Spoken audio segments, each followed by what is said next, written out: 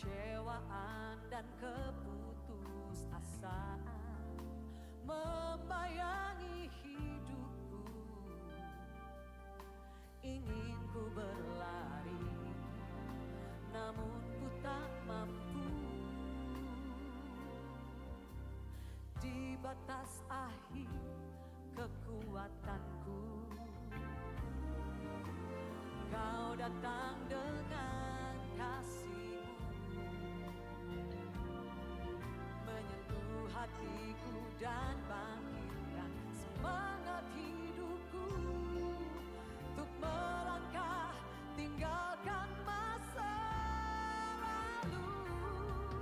Ku sadari kasih-Mu takkan pernah berakhir. Kau berikan arti dalam hidupku,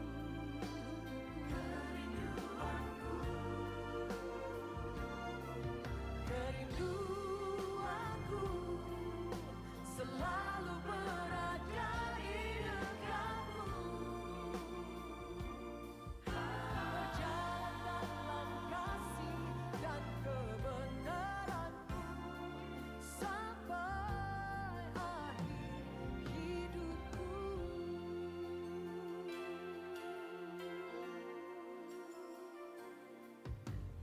Kini tiada lagi keraguan, berganti dengan kepastian. Sungguh Kau jawaban hidupku, Kaulah harapanku, hanya diri-Mu satu di dalam hatiku. Ku sadari kasih-Mu takkan pernah berakhir. Kau berikan arti dalam hidupku,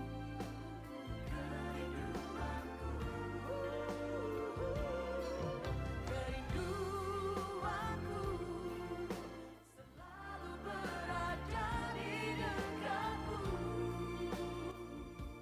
Berjalan dalam kasih dan kebenaran-Mu sampai akhir hidupku.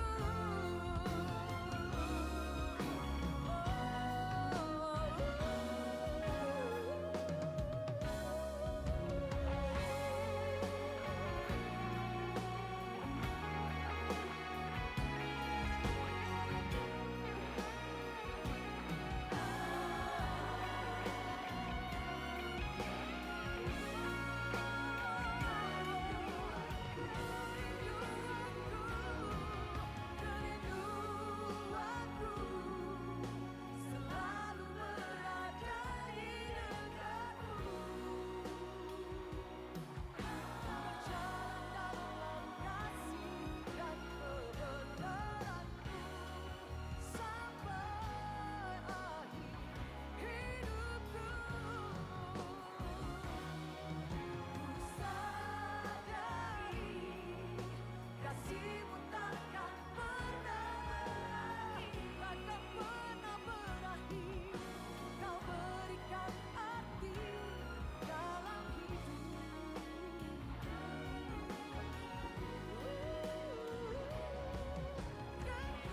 kerinduanku selalu berada di dekatmu. Berjalan dalam kasih dan kebenaran-Mu sampai akhir hidupku, sampai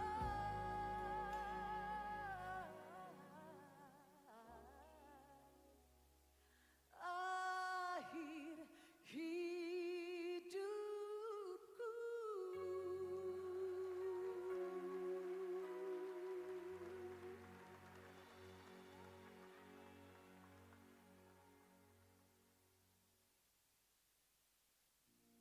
Inilah rasa syukurku kepadamu Tuhan, untuk semua yang Tuhan sudah berikan dalam hidupku.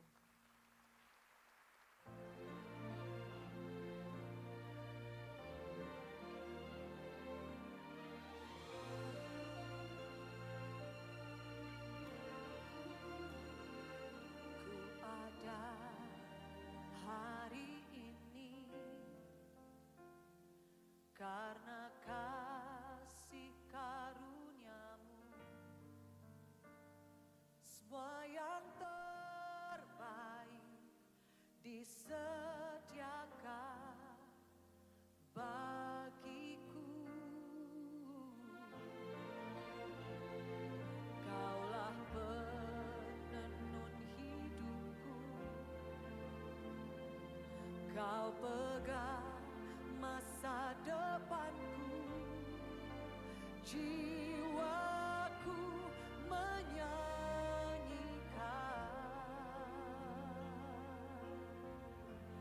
Ku berterima kasih buat kasih setiamu. Hidupku persembahkan hanya bagimu. Ku berterima kasih buat penyertaanmu. Tak ada yang ku minta, hanya bersyukur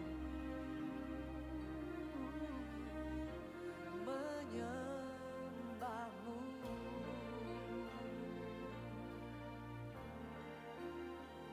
Ku ada hari ini karena kasih karuniamu. Semua yang terbaik disediakan bagiku. Kaulah penenun hidupku,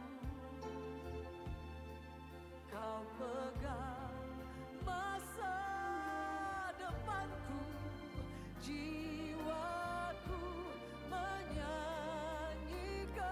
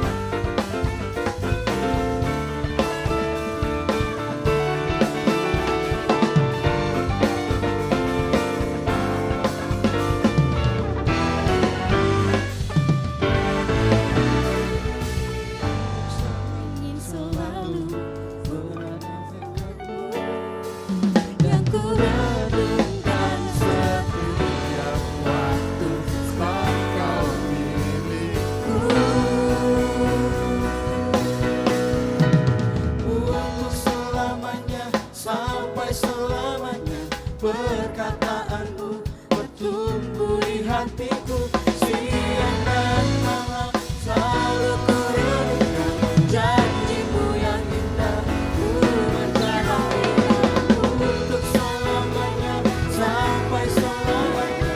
Perkataanmu bertumbuhi hatiku, siang dan malam selalu ku renungkan. Janjimu yang indah, ku berjalan di dalamnya.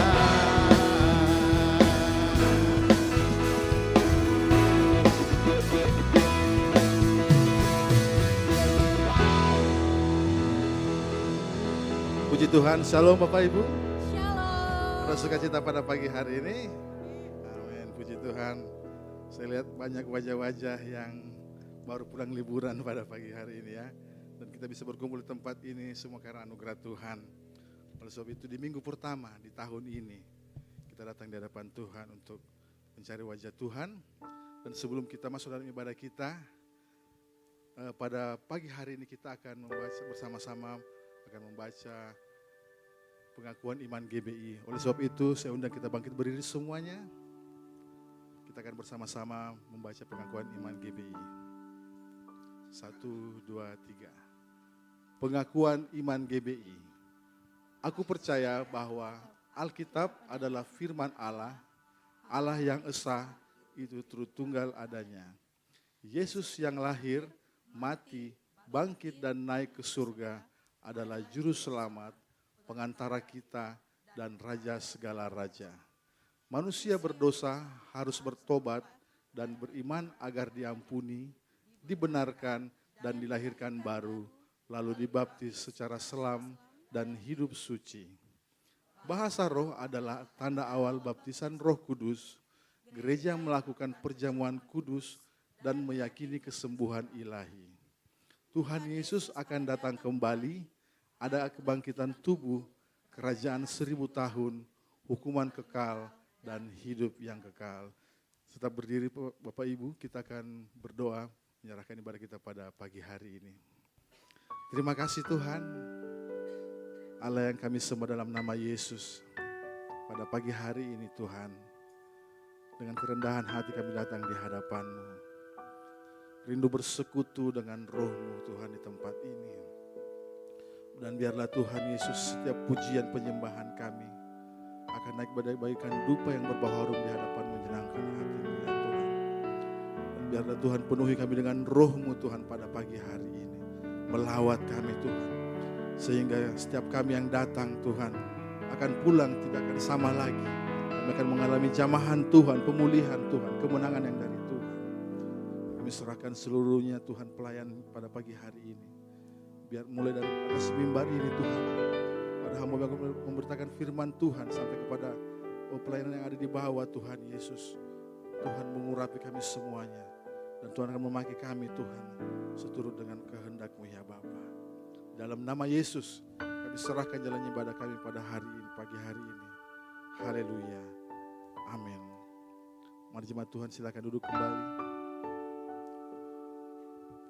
Saat kami menyembah-Mu Tuhan, biar Roh-Mu bekerja di atas kami saat ini. Terima kasih Tuhan Yesus.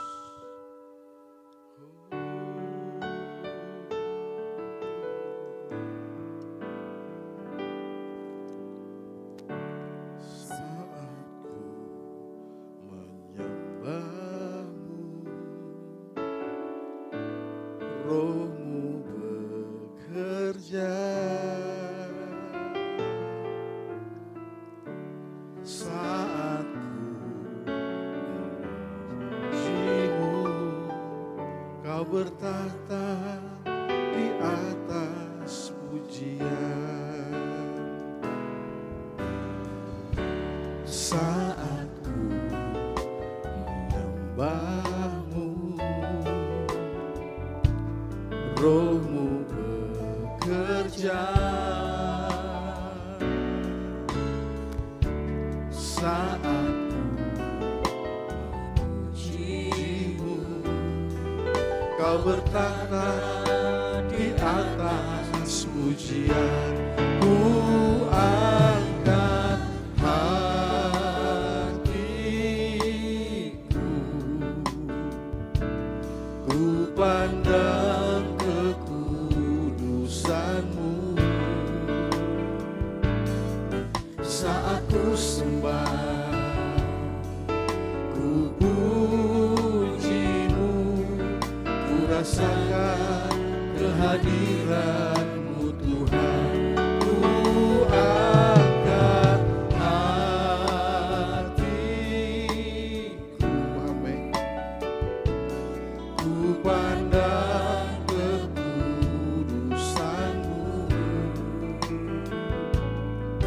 saat ku sembah, ku pujimu, ku rasakan kehadiran-Mu Tuhan. Biar pujian ini menjadi penyembahan kita di hadapan Tuhan. Terima kasih Tuhan Yesus.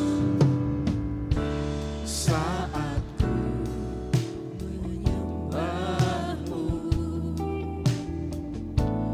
Roh-Mu bekerja. Amin. Saat kami memuji-Mu, Saat ku memuji-Mu, ku letakkan di atas pujian, ku angkat hati, amin. ku pandang kekudusan-Mu. Saat ku sembah, Saat ku sembah, ku puji-Mu, ku rasakan kehadiran-Mu Tuhan.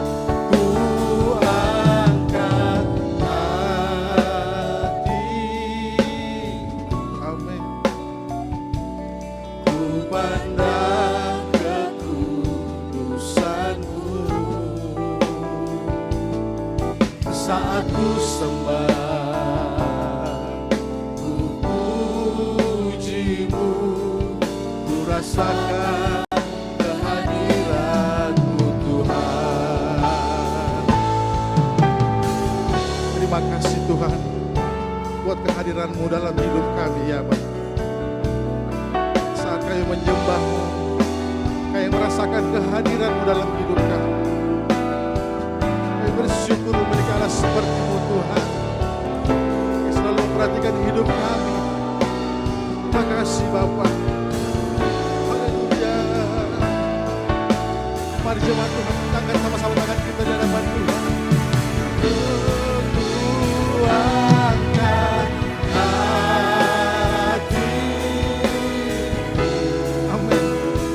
Pandang kekudusan-Mu. kekudusan-Mu. Saat ku sembah, Saat ku sembah, ku puji-Mu, ku rasakan kehadiran-Mu Tuhan. Ku angkat hati, amin. Haleluya. ku pandang kekudusan-Mu. Mari sembah Tuhan. Saat ku sembah,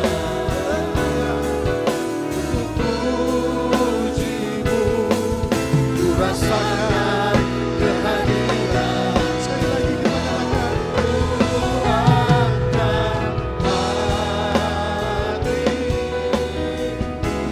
kami pandang kekudusan. ku pandang Haleluya. kekudusan-Mu. Kami menyembah-Mu Tuhan. Saat ku sembah, ku puji-Mu, ku rasakan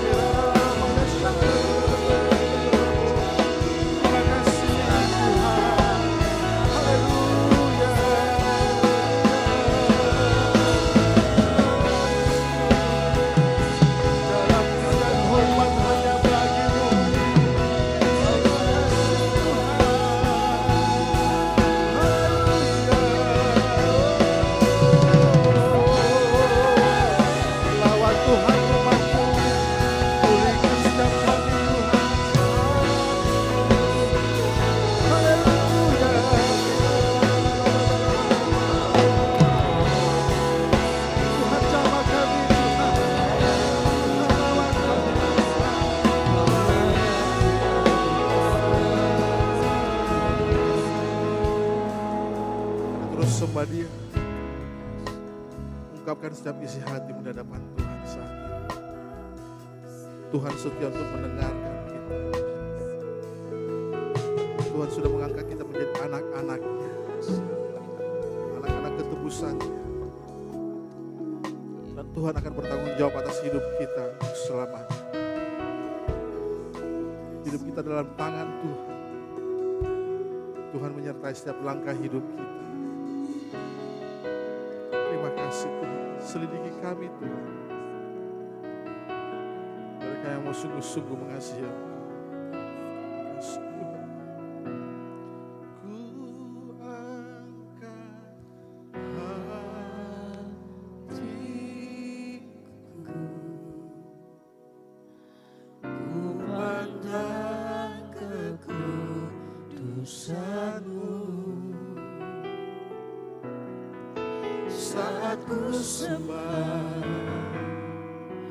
ku puji-Mu, ku rasakan kehadiran-Mu Tuhan. Saya udah kita bangkit berdiri semuanya.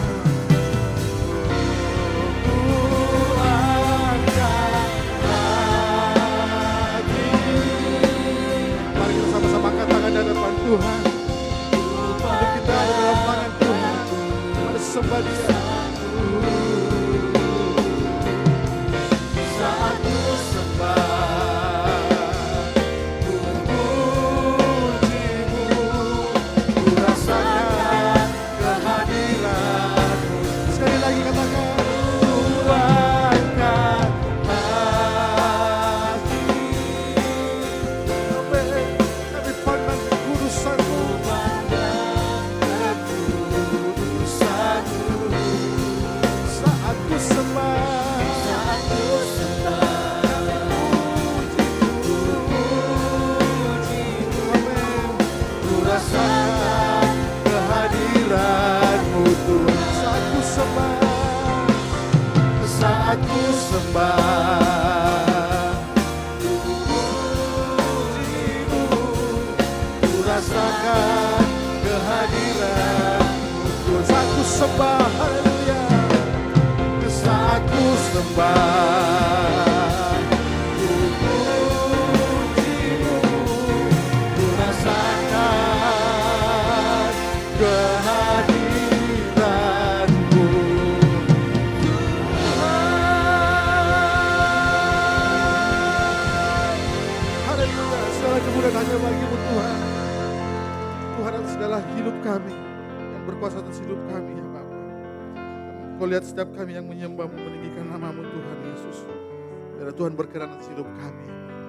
Dalam nama Yesus kami yang suka memuji Tuhan. Sama-sama kita katakan amin. Haleluya. Sekali berikan kemuliaan bagi Tuhan kita. Tuhan Yesus baik. Amin. Saudara-saudara. Amin. Sebab itu mari kita nyatakan saat ini. Sebab Dia baik. Haleluya. Sama-sama kita tepuk tangan di hadapan Tuhan.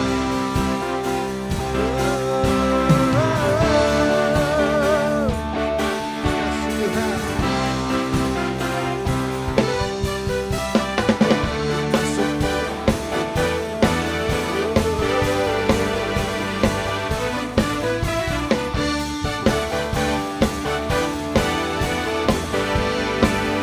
Sama-sama kita katakan pujian ini. Ku masuki gerbangnya Tuhan dengan hati yang bersyukur, ku bersorak memuji Tuhan. Cintaku katakan sebab Dia baik, Dia sungguh baik, kasih setianya untuk selamanya. Sebab Dia baik, Dia sungguh baik, kasih setianya kekal. Sebab Dia baik, Dia sungguh baik, amin. Kasih setianya untuk selamanya. Sebab Dia baik, Dia sungguh baik, kasih setianya kekal selamanya.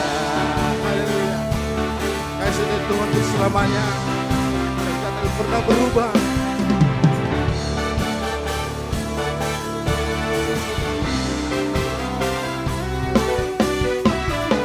Ku nyanyikan pujian bagi Dia dengan hati yang bersyukur, amin. Ku rasakan kebaikannya di sepanjang hidupku. Katakan sebab Dia baik. Kasih setianya untuk selamanya. Sebab Dia baik, Dia sungguh baik. Kasih setianya kekal. Sebab Dia baik, Dia sungguh baik. Kasih setianya untuk selamanya.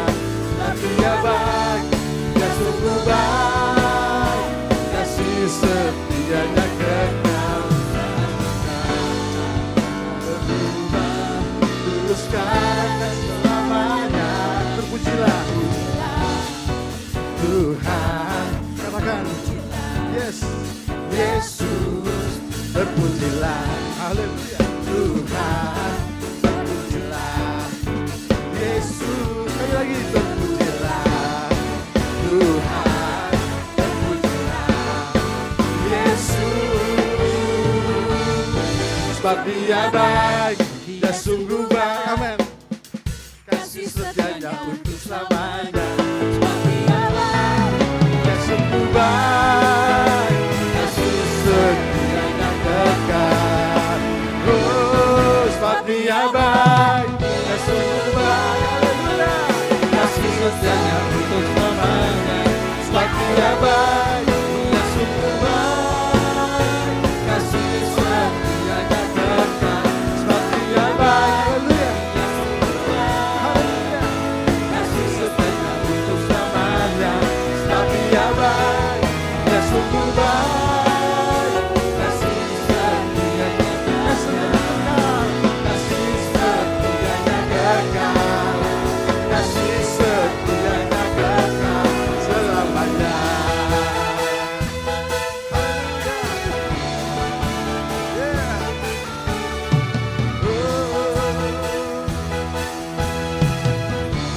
Sama-sama kita katakan, sebab Dia baik. Masih suka memuji Tuhan? Sebelum kita memuji Tuhan lebih lanjut, beri salam satu sama yang lain, kiri kanan, membuka belakang. Katakan sebab Dia baik. Haleluya.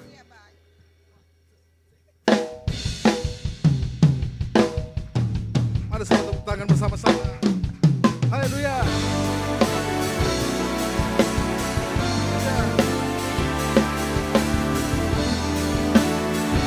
Terpujilah nama-Mu Tuhan.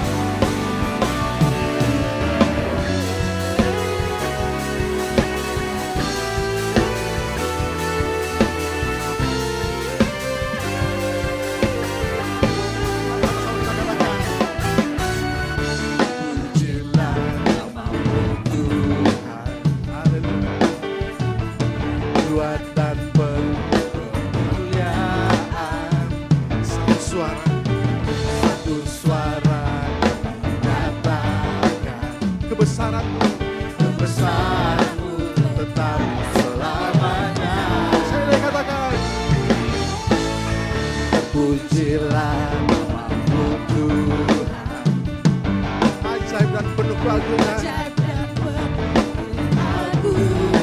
Satu hati kami nyatakan Tuhan. Satu hati kami nyatakan kerajaan-Mu kekal selamanya.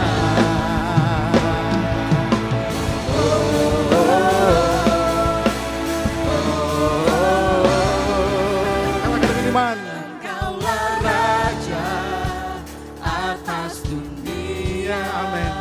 Yang menghancurkan kutuk dan membebaskan jiwa. Kami bersorak bertemu tangan. Tuhan berjaya dan memerintah untuk selamanya.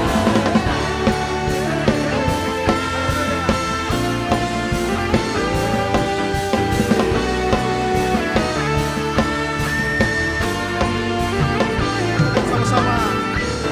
Pujilah nama-Mu Tuhan. Kuat dan penuh kemuliaan. Satu suara kami nyatakan Tuhan. Satu suara kami nyatakan kebesaran-Mu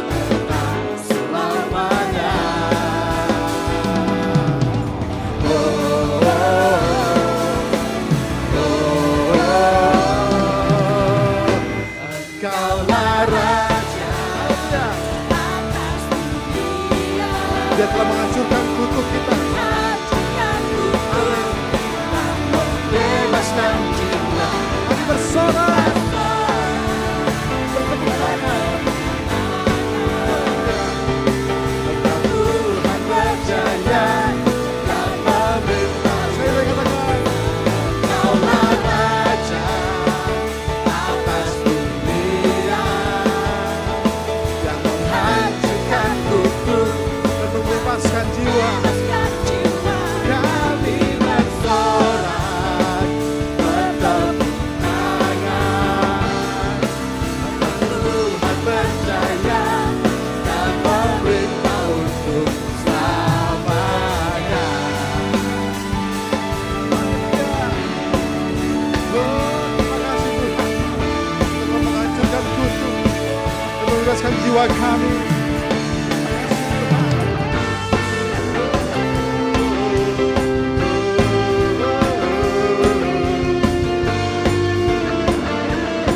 Mari kita bersama-sama kita nyatakan saat ini. Engkaulah Raja. Amin. Dengan iman kita perkatakan pujian ini. Menghancurkan kutuk, Hancurkan kutuk, membebaskan jiwa kita. bebaskan jiwa. Engkaulah Raja atas dunia yang menghancurkan kutuk dan membebaskan jiwa. Kami bersorak bertepuk tangan. Tuhan berjaya dan meminta untuk selamanya.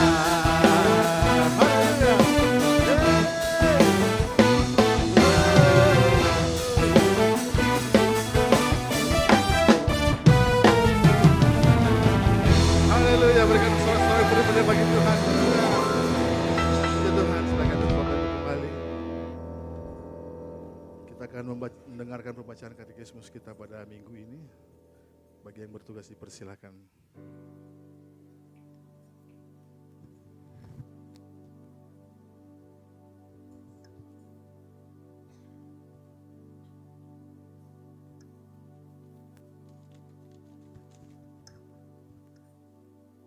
Shalom jemaat Tuhan, selamat datang di GBI Ekumene.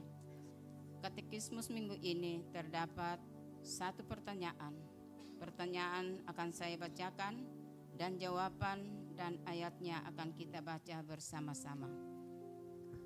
Pertanyaannya, bagaimana hubungan antar pribadi kealahan dalam Trinitas? Mari baca bersama-sama jawabannya.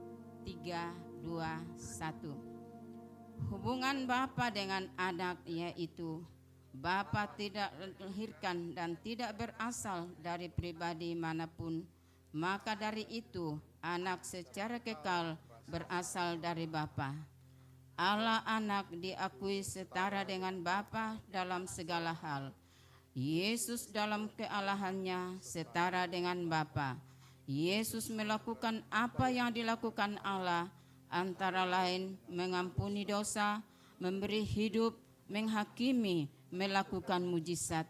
Yesus melakukan kehendak Bapa. Demikian pembacaan katekismus. Tuhan memberkati. Puji Tuhan, kita akan mendengarkan kebenaran firman Tuhan. Bagi jemaat Tuhan yang membawa anak kecil, bisa mengarahkan ke lantai 1 di ruang Daud. Di sana akan dibimbing oleh guru-guru sekolah minggu. Puji Tuhan.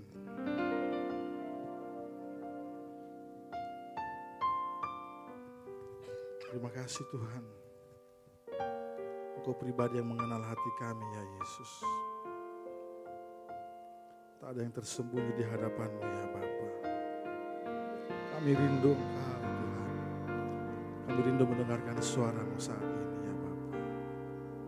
Terima kasih Tuhan.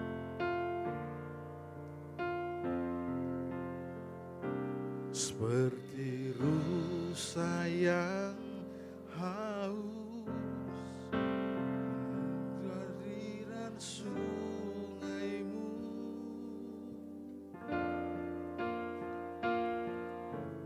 hatiku tak tahan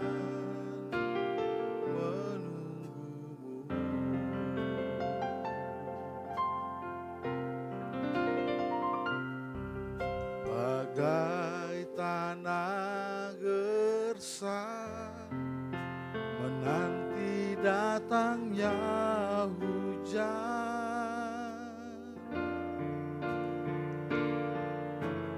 Begitupun jiwaku, Tuhan. Hanya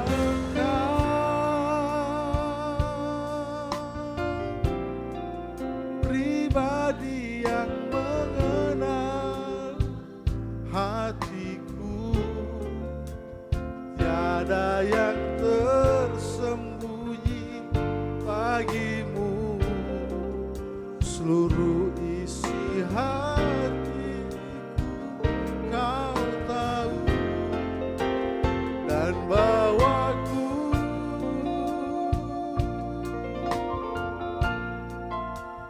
lebih dekat lagi padamu, tinggal dalam indahnya dekapan kasih-Mu. Saya rindu biar jemaat Tuhan yang menyanyikan pujian ini sebagai kerinduan kita di hadapan Tuhan.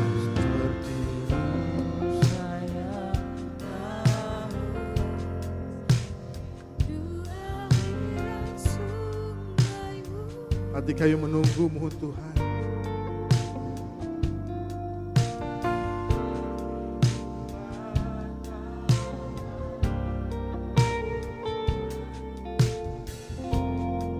Bagai tanah gersang yang merindukan air hujan.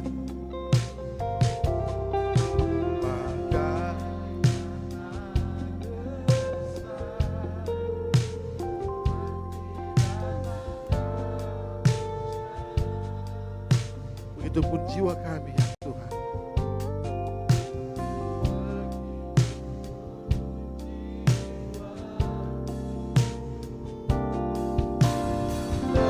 Hanya Engkau Tuhan.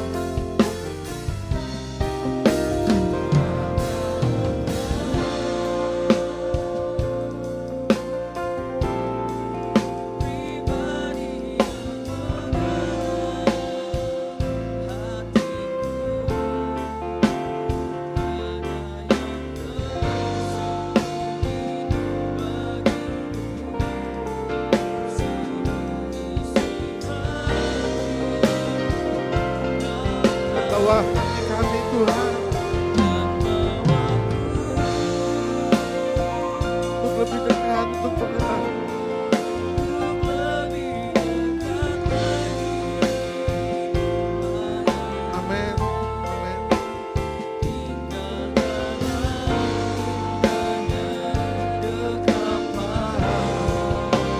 Kasih-Mu. Sudah kita bangkit berdiri semuanya. Katakan dengan beribadah di hadapan Tuhan. Hanya Engkau, pribadi yang mengenal hatiku,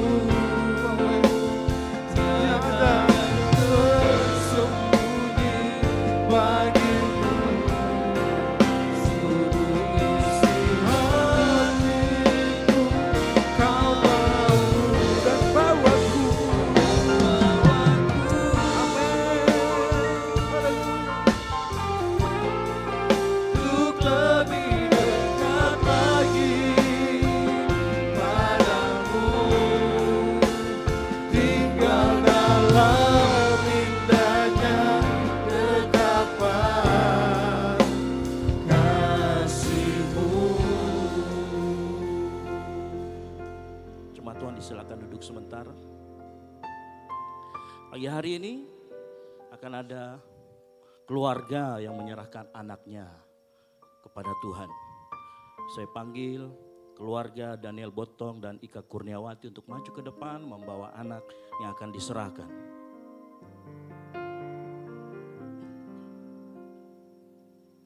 Baik, Bapak Ibu dan jemaat yang dikasih Tuhan, sinode kita GBI tidak membaptiskan anak kecil sesuai dengan apa yang tertulis di Alkitab.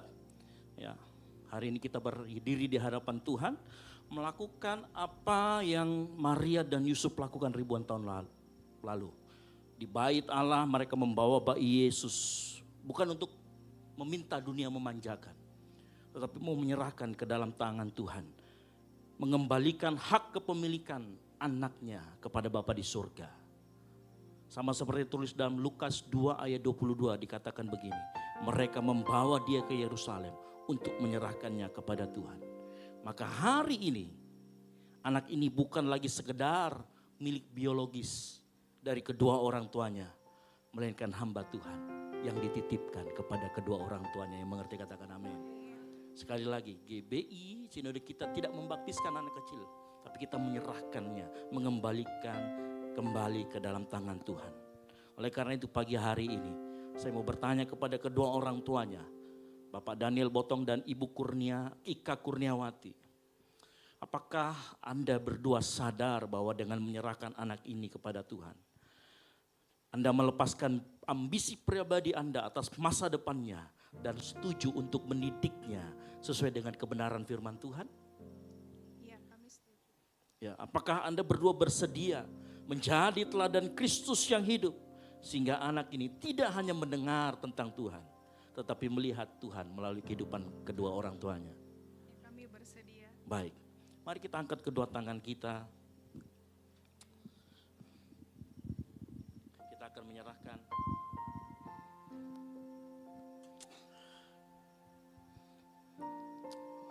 Tuhan Yesus, Sang Pemilik hidup, hari ini melalui tangan kami yang fana, kami menyerahkan Hana, Clarissa, Emanuela ke dalam tangan Tuhan.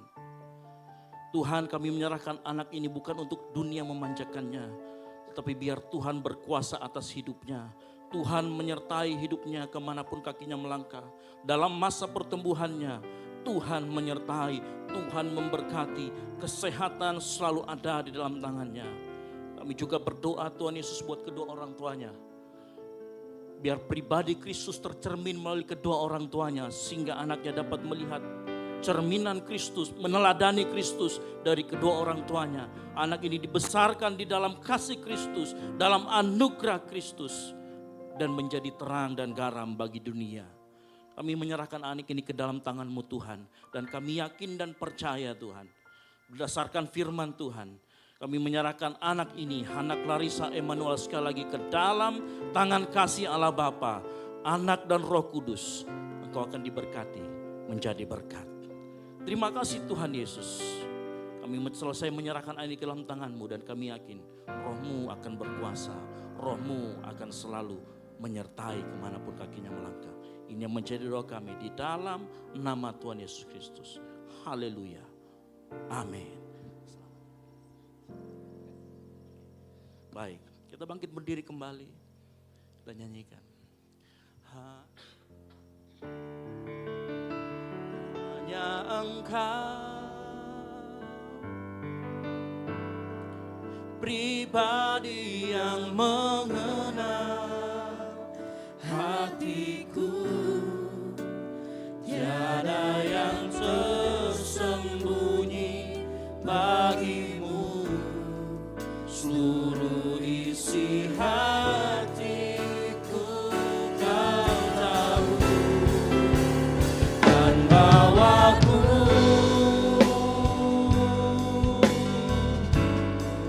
untuk lebih dekat lagi padamu,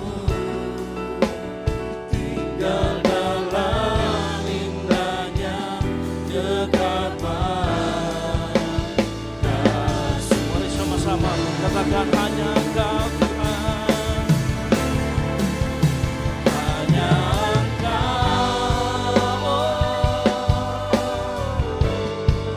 pribadi yang mengenal hatiku, tiada yang tersembunyi bagimu, seluruh isi hatiku Kau tahu.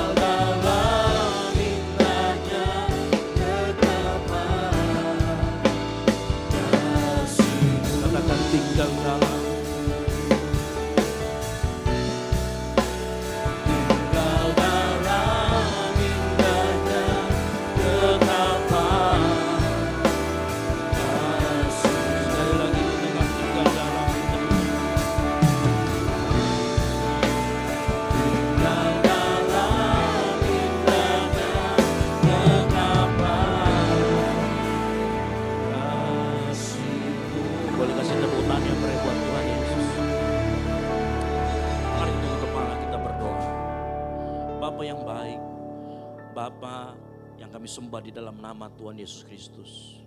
Pagi hari ini Tuhan, kami meninggikan dan memuliakan nama Tuhan di tempat ini melalui pujian dan penyembahan kami. Kami yakin dan percaya Engkau bertata di atas pujian penyembahan kami. Dan tiba saatnya Tuhan, kami mau mendengarkan firman Tuhan. Urapi kami semua, mulai dari depan, belakang, di ujung-ujung tempat ini. Engkau mengurapi kami semua sehingga saat firman Tuhan disampaikan, Roh Kudus berbicara dalam hati kami, Roh Kudus menegur kami, Roh Kudus mendidik kami, Roh Kudus menyingkapkan apa yang menjadi kehendak Bapa dalam kehidupan kami.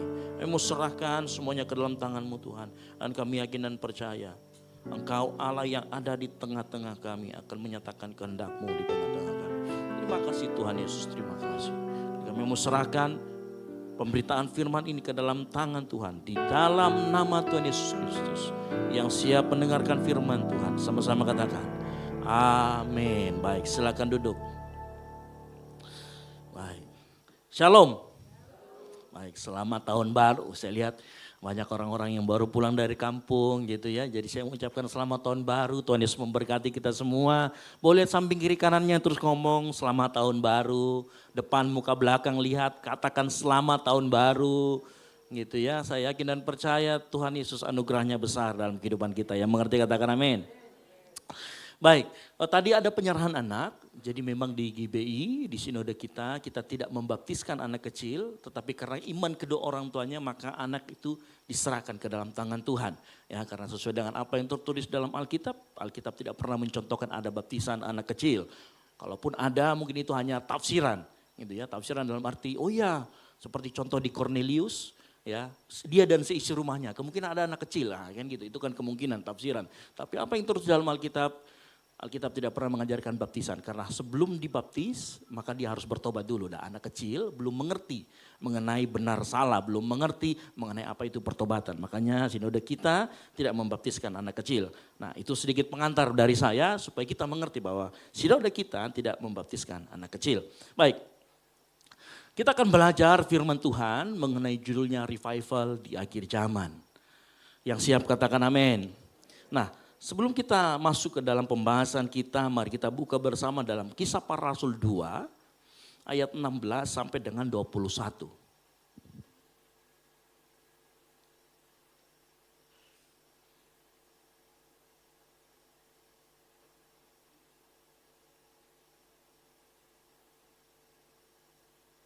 Saya jemput jemaat Tuhan untuk bangkit berdiri, kita akan membaca di dalam Kisah Para Rasul 2 ayat 16 sampai dengan ke-21, saya akan membacakan ayat yang genap, Bapak Ibu Saudara sekalian, ayat yang ganjil.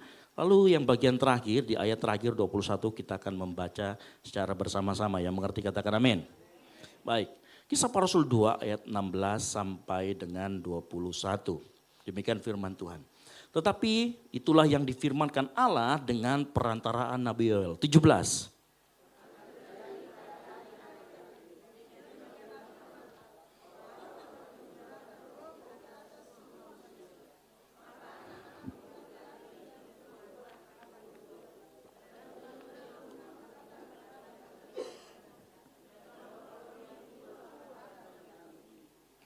Juga ke atas hamba-hambaku laki-laki dan perempuan akan kucurahkan rohku pada hari-hari itu. Dan mereka akan bernubuat. 19.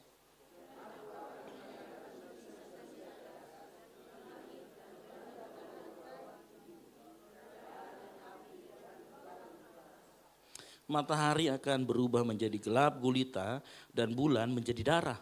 Sebelum datangnya hari Tuhan, hari yang besar dan mulia itu. Doa satu sama-sama.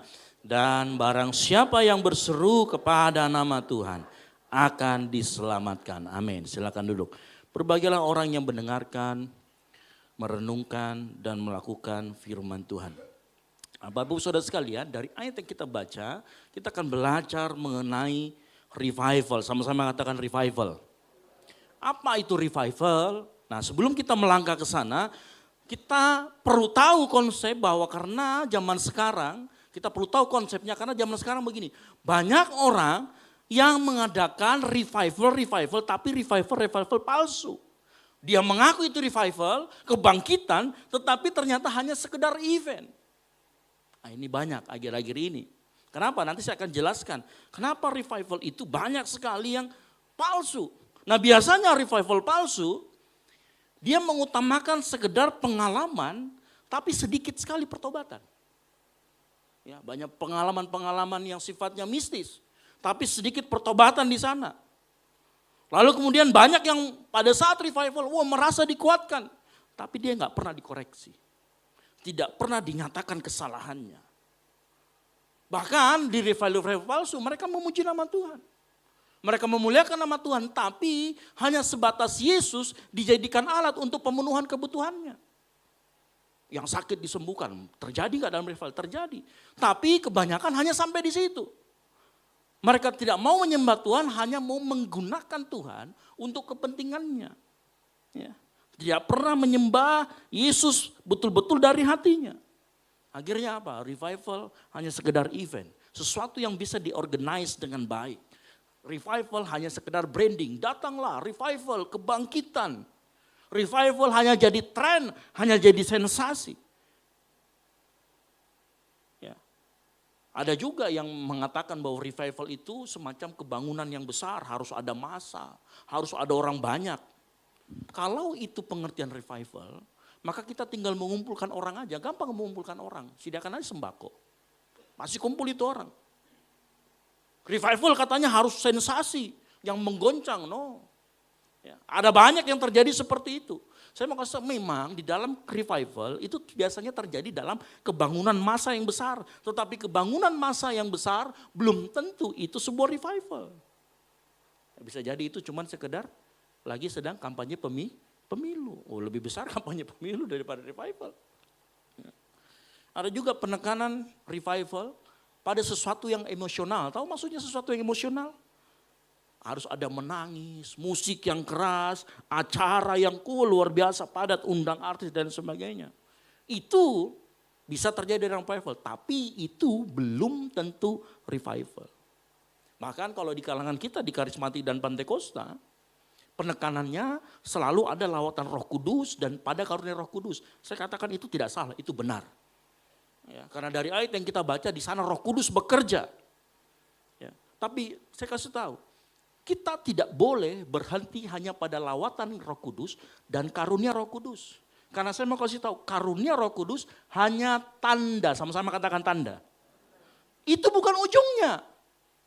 Ya. Kalau kita hanya berhenti sama tanda, maka itu bukan revival. Itu nanti kita hanya mau memuaskan diri sendiri. Apalagi kalau tandanya kesembuhan, orang banyak datang tuh. Tapi nggak pernah terjadi pertobatan di sana, itu sama saja bohong. Itu bukan revival. Ya. Ujung dari revival itu selalu yang kayak kita baca tadi. Dan semua orang berseru dan diselamatkan. Jadi ujung dari revival harus ada pertobatan. Itu ujungnya. Nah nantinya pertobatan itu dia akan mengubahkan gaya hidup. Gaya hidup yang seperti apa? Gaya hidup yang menjaga kekudusan Tuhan.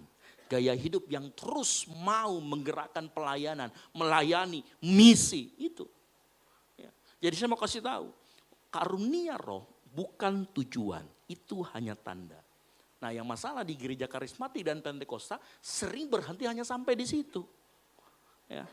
Karunia menjadi tujuan, ini yang bahaya. Saya kasih tahu, karunia Allah, karunia roh kita terima dan kita harus mengusahakan. Tapi itu tidak boleh berhenti sampai di situ. Karena ujung dari revival adalah pertobatan. Nah kalau kita mau baca secara fair, kalau kita mau baca ayat yang kita baca, yang tadi yang kita baca, saya yakin pada saat kita membaca itu yang mana yang paling kita sukai. Kalau kita membaca di ayat 19 misalkan, ya, yang kita sukai apa? Kata pertama mujizat, betul atau tidak? Lalu kemudian apa? Tanda-tanda di langit, di bumi. Darah api itu kan sangat kosmik dan sangat wow banget kan begitu ya. Sering kali kita membaca ayat ini kita konsentrasi sama di situ. Matahari berubah menjadi gelap, bulan menjadi darah. Woi bagaimana itu? Kala-kala filmnya Avatar. Ya. Tapi saya mau kasih tahu. Ya. Ada satu kata yang sering kita kelewatan di saat kita membaca ayat itu. Dan kata itu muncul sering kali, bahkan ada beberapa kali dia muncul. Apa itu? Kata apa itu yang muncul sering dan kita sering kelewatan. Kata yang sering muncul adalah nubuat. Bernubuat. Tahu artinya bernubuat? Bernubuat itu bukan meramal Bapak Ibu Saudara sekalian. Bernubuat itu adalah menyatakan apa yang menjadi kehendak Tuhan kepada dunia. Itu bernubuat. Bukan meramal. Ya. Nah ini yang seringkali kita kelewatan. Kita suka dengan tanda-tandanya tapi kita lupa. Bahwa di situ ada nubuatan. Di dalam nubuatan itu ada kehendak Allah. Nah ini yang penting. Ya. Makanya kita harus sadar bahwa di dalam revival selalu ada kehendak Allah yang dinyatakan. Nah itulah nubuat. Ya. Makanya begini. Kalau kita tanya nanti, lalu perikop yang kita baca, apakah kita tahu bahwa ayat yang kita baca itu adalah penggenapan dari revival. Kalau kita membaca di ayat 16 ini adalah penggenapan dari kitab Yoel 2 ayat 28 sampai 32. Dan kalau kita bertanya apakah ini revival? Yes. Apa yang terjadi di Kisah Para Rasul yang kita baca itu adalah revival. Karena konsep revival tadi ada, saya mau jelaskan secara singkat nanti saya akan jelaskan. Revival yang pertama itu harus dari inisiatif Tuhan. Bukan dari pancingan manusia. Yang kedua ada dampak transformasi, ada pertobatan di sana. Dan yang ketiga revival selalu terkait dengan akhir zaman. Nah mungkin Bapak Ibu Saudara sekalian bertanya begini. Pak tadi yang kita baca kan ada tanda-tanda awan dan lain sebagainya. Tapi kayaknya kita belum lihat deh. Bapak Ibu saya jelaskan begini, apa yang terjadi di dalam Yoel 2 ini diawali dengan hari Pentakosta, hari pencurahan dan akan disempurnakan, digenapi secara tuntas di akhir zaman nanti saat Tuhan Yesus datang. Artinya kita ada di mana? Artinya nubuatan yang kita bacakan tadi sekarang sedang digenapi, belum telah digenapi. Yang mengerti katakan amin. Jadi dia belum selesai. Artinya kita Bapak Ibu Saudara sekalian ada di tengah-tengah masa itu. Ya. Jadi nubuat Yoel saya ulangi dimulai di Pentakosta, disempurnakan di akhir zaman dan kita sedang berada di masa penggenapannya. Jadi sedang digenapi bukan telah digenapi. Nah, itu. Jadi kalau kita mengerti itu ternyata posisi kita ada di tengah-tengah. Makanya kalau ditanya begini, lalu apa hubungannya dengan akhir zaman? Nah, kita perlu mengerti. Nanti baca di Matius 24 berkata begini. Pada nanti akhir zaman dunia tidak akan semakin baik. Bukankah dunia sekarang tidak semakin baik? Betul? Ya. Oh saya nggak mau kasih suatu hal yang tidak fakta. Faktanya memang dunia tidak semakin baik. Lihat penebangan hutan di mana-mana. Ya. Lihat bagaimana negara kita. Lihat bagaimana perekonomian kita. Dunia tidak semakin baik. Nah kalau dunia tidak semakin baik, maka revival itu sebelum nanti digenapi, ya telah digenapi, maka revival itu adalah persiapan rohani kita sebagai gereja Tuhan untuk hidup setia di tengah zaman yang tidak bersahabat. Yang mengerti katakan amin. Itulah revival. Makanya revival bukan tanda semakin baik. Bukan tanda bahwa hidup kita akan semakin baik, kondisi akan semakin baik. Revival bukan tanda dunia semakin baik, tetapi tanda bahwa Tuhan sedang memurnikan gereja. Yang mengerti katakan amin. Loh ini yang terjadi. Ya, Tuhan akan memurnikan gereja. Nah lalu apa pengertian revival secara utuh? Pekerjaan Allah yang berdaulat, itu artinya inisiatif dari Allah. Melalui apa? Melalui Roh Kudus untuk menghidupkan kembali umatnya yang sudah percaya tapi sedang suam-suam kuku, sedang lesu atau mati secara rohani. Ya, makanya tadi saya katakan revival itu pemurnian karena orang yang gak bangun-bangun artinya memang dia bukan gereja Tuhan. Karena ada banyak, ingat ya, perumpamaan Yesus ada ilalang dan tanaman yang tumbuh secara bersamaan. Itu artinya di dalam gereja pun ada orang-orang yang tidak dipilih oleh Tuhan. Sehingga pada saat dia revival terjadi dia gak akan bangkit. Nah kita mau di akhir zaman ini kita mulai belajar tentang revival. Apa sih revival itu? Nah pertama perhatikan. Dalam Kisah Para Rasul 2 ayat yang ke-7. Kita harus tahu yang pertama, bahwa revival itu pekerjaan Allah. Inisiatifnya datangnya dari Tuhan. Perhatikan kisah para rasul ayat 7 dikatakan bahwa aku akan mencurahkan. Dimulai dari kata siapa? Aku, yaitu Tuhan, yaitu Bapa yang punya inisiatif akan mencurahkan rohku. Berarti inisiatifnya dari Tuhan. Nah, inisiatif dari Tuhan itu berarti revival murni kehendak Tuhan. Makanya kalau dia murni kehendak Tuhan, Bapak Ibu, revival tidak bisa dijadwalkan. Ya kalau kita bikin jadwal makan gitu enggak. Revival tidak bisa juga dimanipulasi, dipalsukan iya. Dimanipulasi, dipancing enggak bisa. Revival juga tidak bisa diproduksi oleh gereja. Revival juga enggak bisa dipaksa-paksa dipancing. Kita mau puasa 3 hari 3 malam enggak akan bisa. Revival itu menurut kehendak Tuhan. Dan kalau Bapak Ibu mau tahu, revival dimulai dari gereja Tuhan. Tidak mungkin di luar dari gereja Tuhan. Karena revival merupakan pekerjaan Yesus, sang kepala gereja. Melalui Roh Kudusnya untuk membangkitkan kembali tubuh Kristus. Nah ini kita harus mengerti. Ya. Ingat, kalau revival itu adalah inisiatif Allah, kehendak Allah, berarti dalam setiap revival ada kehendak Allah yang akan dinyatakan. Yang mengerti katakan amin. Nah pertanyaannya begini. Ya, jika revival itu kehendak Allah, Allah yang punya inisiatif, revival tidak bisa dijadwalkan, tidak bisa dimanipulasi, ya, maka pertanyaan yang paling jujur adalah kira-kira ya, apa bagian gereja Tuhan di dalam karya Allah dalam revival ini? Kan semuanya daulatnya Tuhan. Tuhan yang memulai, Tuhan yang akan mencurahkan, Tuhan yang punya inisiatif. Nggak ada yang tahu jadwalnya kapan. Nggak ada yang tahu itu sudah atau belum. Ya. Nah ini pertanyaannya, apa bagian gereja? Dan di titik ini banyak orang yang salah kaprah. Kenapa? Karena sebagian, kalau kita tidak mengerti tentang revival, banyak orang yang jadi pasif. Tahu pasif? Dia menunggu Tuhan tanpa perubahan hidup. Dia menunggu Tuhan bekerja, tapi dia nggak ngapa-ngapain. Tapi ada juga sebagian yang aktif sekali. Wah dia lewat metode, ada programnya, ada dan sebagainya, intensitas ibadah ditinggikan. Padahal bukan itu. Ya. Dari sejarah gereja yang saya baca, revival akan muncul dan bagian gereja itu bukan memproduksi revival. Bagian gereja adalah membuka diri untuk menerima itu. Yang mengerti katakan amin. Nah saya akan jelaskan bagaimana gereja harus membuka diri. Saya ibaratkan begini. Bapak Ibu, siapa di sini anak-anaknya batuk pilek atau kita sendiri lagi batuk pilek hari-hari ini? Ya berarti coba cek. Saya kemarin kebetulan di beranda saya, di IG saya muncul begini, dokter ngomong begini. Orang kebanyakan batuk pilek sekarang itu karena kekurangan vitamin D. Ya, apa itu vitamin D? Dong, bukan ya.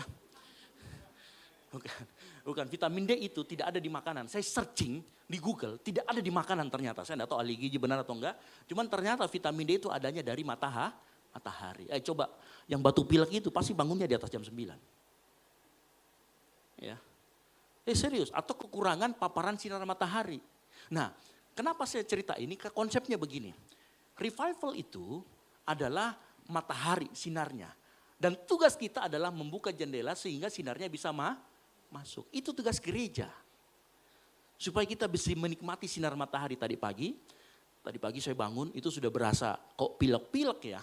Jadi saya bawa bahan saya keluar, saya duduk-duduk di luar di depan situ, cari sinar matahari supaya terkena paparannya. Saya bilang saya juga ini saya sering berangkat pagi, tapi begitu masuk kantor sudah nggak pernah keluar lagi, jadi nggak pernah kena paparan sinar matahari. Nah di situ saya sadar, oke, kita harus kena paparan sinar matahari. Nah ternyata gereja itu seperti itu. Matahari kan kita nggak tahu munculnya kapan. Ada orang prediksi 6:30 itu sudah muncul, 6:30 belum muncul juga. Kita nggak tahu kapan, yang pasti pagi. Nah kalau sudah kita tahu pagi, tugas kita adalah buka jendelanya supaya sinar bisa masuk. Nah itulah tugas gereja. Membuka diri untuk menerima revival itu. Nah bagaimana membuka diri? Saya mau kasih tahu, membuka diri itu bukan konsep emosional, bukan konsep yang mistik. Ya, harus pasang kemenyan, ya kan, bukan. Membuka diri bukan sekedar juga kesiapan, kerinduan yang abstrak, bukan. Nah, membuka diri dimaksud di sini adalah posisi hati, sikap hati, yaitu apa? Kerendahan hati. Sama-sama ngomong kerendahan hati. Nah ini maksudnya membuka diri. Gereja harus mau membuka diri dengan posisi atau sikap hati, yaitu kerendahan hati. Dari mana saya tahu? Perhatikan 2 Tawarik 7 ayat 14. Dikatakan begini, ini revival juga terjadi. Dan umatku yang atas namaku disebut, apa pertama? Merendahkan diri dulu. Bukan berdoa dulu, tetapi merendahkan diri, berdoa dan mencari wajah Tuhan. Bapak Ibu dengar baik, tanpa kerendahan hati, gereja mungkin bisa jadi gereja yang besar. Kelihatan berapi-api, tetapi tanpa kerendahan hati, gereja nggak bisa dikoreksi. Iya, coba aja orang yang sombongnya minta ampun, bisa nggak koreksi dia? Susahnya minta ampun. Ya. Nah, kerendahan hati kita pada saat kita membuka diri, itu kerendahan hati kita ya akan memastikan, kan tadi saya katakan, revival itu ada kehendak Tuhan di dalamnya yang disampaikan. Nah, dengan kerendahan hati supaya waktu Tuhan berbicara, waktu Tuhan menegur, waktu Tuhan mengguncangkan gereja, gereja itu enggak defensif cari-cari alasan. Gereja juga tidak bernegosiasi. Gereja juga tidak berlindung di balik tradisi, reputasi atau keberhasilan di masa lalu. Yang mengerti katakan amin. Karena kalau orang yang tidak rendah hati, dia pasti akan defensif. Pernah lihat orang yang sombong? Begitu dikasih tahu, dia pasti ada 1001 alasan. Betul atau tidak? Tapi kalau kita punya kerendahan hati, saat Tuhan mau koreksi, pasti kita terima. Kenapa? Kerendahan hati itu nyata. Nah di sini ada hubungan yang jelas. Ngerti? Tadi saya katakan, revival itu Tuhan menyatakan kehendaknya. Tetapi ternyata ya, manusia juga punya kehendak. Gereja juga kadang-kala seringkali punya agenda sendiri. Betul atau tidak? Nah disitulah dikatakan begini. Revival bukan sekedar inisiatif. Tetapi juga perjumpaan antara kehendak Allah dan kehendak manusia. Kehendak gereja. Dan perhatikan. Setiap kali kehendak Allah dan kehendak gereja itu bertabrakan. Tebak siapa yang diguncangkan? Kehendak gereja harus diguncangkan. Supaya apa? Agenda gereja selaras dengan kehendak Tuhan. Yang mengerti katakan amin. Makanya gereja butuh yang namanya kerendahan hati. Untuk terima. Kalau dikoreksi, kalau dibelokkan arahnya. Ya. Itulah sebabnya revival di awal dia akan mengganggu semua agenda gereja Tuhan. Bahkan mengganggu agenda-agenda pribadimu. Bahkan akan mengganggu semua rencanamu ke depan. Itu revival seringkali seperti itu. Pertama enggak nyaman. Revival akan selalu menggoncangkan semua agenda pribadimu yang tidak selaras dengan kehendak Tuhan. Ingat tadi saya katakan yang digoncangkan gereja dulu bukan dunia. Yang diguncangkan setiap pribadi yang ada dalam gereja. Yang dikoreksi bukan orang luar tetapi umat Tuhan sendiri, engkau dan saya yang dikoreksi. Makanya setiap orang butuh yang namanya kerendahan hati. Nah apa itu kerendahan hati? Dalam kaitannya dengan revival. Nah saya mau kasih tahu. Kerendahan hati dalam kaitannya dengan revival membuka diri. Menyatakan kesediaan untuk mati terhadap kehendak diri sendiri. Halo? Membuka diri dengan kerendahan hati itu artinya engkau siap. Agendanya Tuhan yang jalan, bukan agendamu yang jalan. Kalau engkau mengerti bahwa di dalam revival itu ada kehendak Tuhan. Oh dan ternyata kehendak Tuhan itu. Saya sudah merencanakan gereja seperti ini. Ternyata gak sesuai dengan kehendak Tuhan. Berani gak kita rubah? Kalau kita sebagai kepala rumah tangga kita sudah rencanakan begini investasi sekian. Terus tiba-tiba Tuhan datang menyatakan boom. Kamu harus menabur. Berani gak kamu bilang, oke Tuhan aku mau nurut. Revival harus terjadi. Seringkali kita berkata sebaliknya. Ya. Ingat baik-baik. Ketika gereja kita mati terhadap diri sendiri. Kita mau merendahkan diri, kita mati terhadap diri sendiri. Dengar baik. Dari situlah muncul kesadaran akan kekudusan Tuhan. Sehingga engkau tahu Tuhan tidak bisa diperlakukan sembarangan. Engkau akan tahu berharganya jam-jam doamu. Engkau akan tahu pentingnya tepat waktu datang ke gereja. Engkau bukan tahu apa itu pentingnya pelayanan. pekerjaan Tuhan, agendanya Tuhan, nggak bisa disembarangin. Pada saat kita melayani, kita nggak melayani sekedarnya. Kita nggak melayani asal-asalan. Apa? Saat kita tahu, kita merendahkan diri, kita dikoreksi. Saat kita tahu, kita dikoreksi, kita sadar bahwa engkau dan saya manusia berdosa. Kita semua rentan jatuh ke dalam dosa. Makanya nggak ada yang namanya kesombongan rohani di situ. Halo? Ya. Saya pun yang berdiri di sini masih rentan, rawan terhadap dosa. Bapak Ibu juga sama. Kalau kita sadar akan hal itu, apa yang terjadi? Kita selalu minta anugerah Tuhan menyertai kita dalam setiap perjalanan hidup kita. Yang mengerti katakan amin. Kerendahan hati akan engkau sadar bahwa Allah berdaulat dalam hidupmu. Yang mengerti katakan amin. Nah kalau Allah berdaulat dalam hidupmu, maka Allah tidak terikat sama skema, tidak terikat sama liturgi, tidak terikat sama selera dan lain sebagainya. Dia akan melakukan apa yang dia mau lakukan. Dan kita akan mempersilahkan dia, silakan lakukan Tuhan. Kalau kita sadar dalam revival ada kehendak Tuhan dan kehendak Tuhan berlawanan dengan kehendak kita, maka kita akan tahu seringkali pilihan Tuhan itu pilihan yang lebih baik daripada pilihan kita. Halo? Kalau kita sadar akan hal ini, maka kita akan sadar bahwa pilihan Tuhan memang seringkali gak nyaman. Tapi itulah pilihan yang terbaik yang Tuhan sediakan buat kita. Yang mengerti katakan amin. Dan pilihan Tuhan, saya mau kasih tahu, kalau kau tahu Tuhan itu berdaulat, pilihan Tuhan itu selalu akan yang terbaik buat engkau dan keluargamu. Pilihan Tuhan akan terbaik buat gereja kita di tempat ini. Makanya diperlukan apa? Untuk hal-hal seperti ini. Dibutuhkan kerendahan hati. Dibutuhkan kita tidak menjadi sota. Tahu sota, sok tahu. Pernah bicara sama orang sota kan? Jadi kasih tahu dia lebih tahu 3 kali lipat daripada kita. Dan Roh Kudus gak butuh yang seperti itu. Roh Kudus butuh kehendak Allah pada saat dinyatakan kita mau tunduk mengikuti. Nah kalau kita melakukan itu, gereja bukan siap secara teknis karena bagus gedungnya, bagus musiknya, bukan. Tapi karena gereja berhenti melawan kebenaran yang dari Tuhan. Gereja berhenti melawan suara Tuhan. Kerendahan hati kita sebagai gereja. Artinya gereja mendahulukan kebenaran daripada tradisi, daripada firman kebiasaan, daripada sekedar liturgi. Bukan. Ya. Ingat baik-baik Bapak Saudara sekalian. Tugas gereja bukan menyalakan api revival. Api itu dari Tuhan.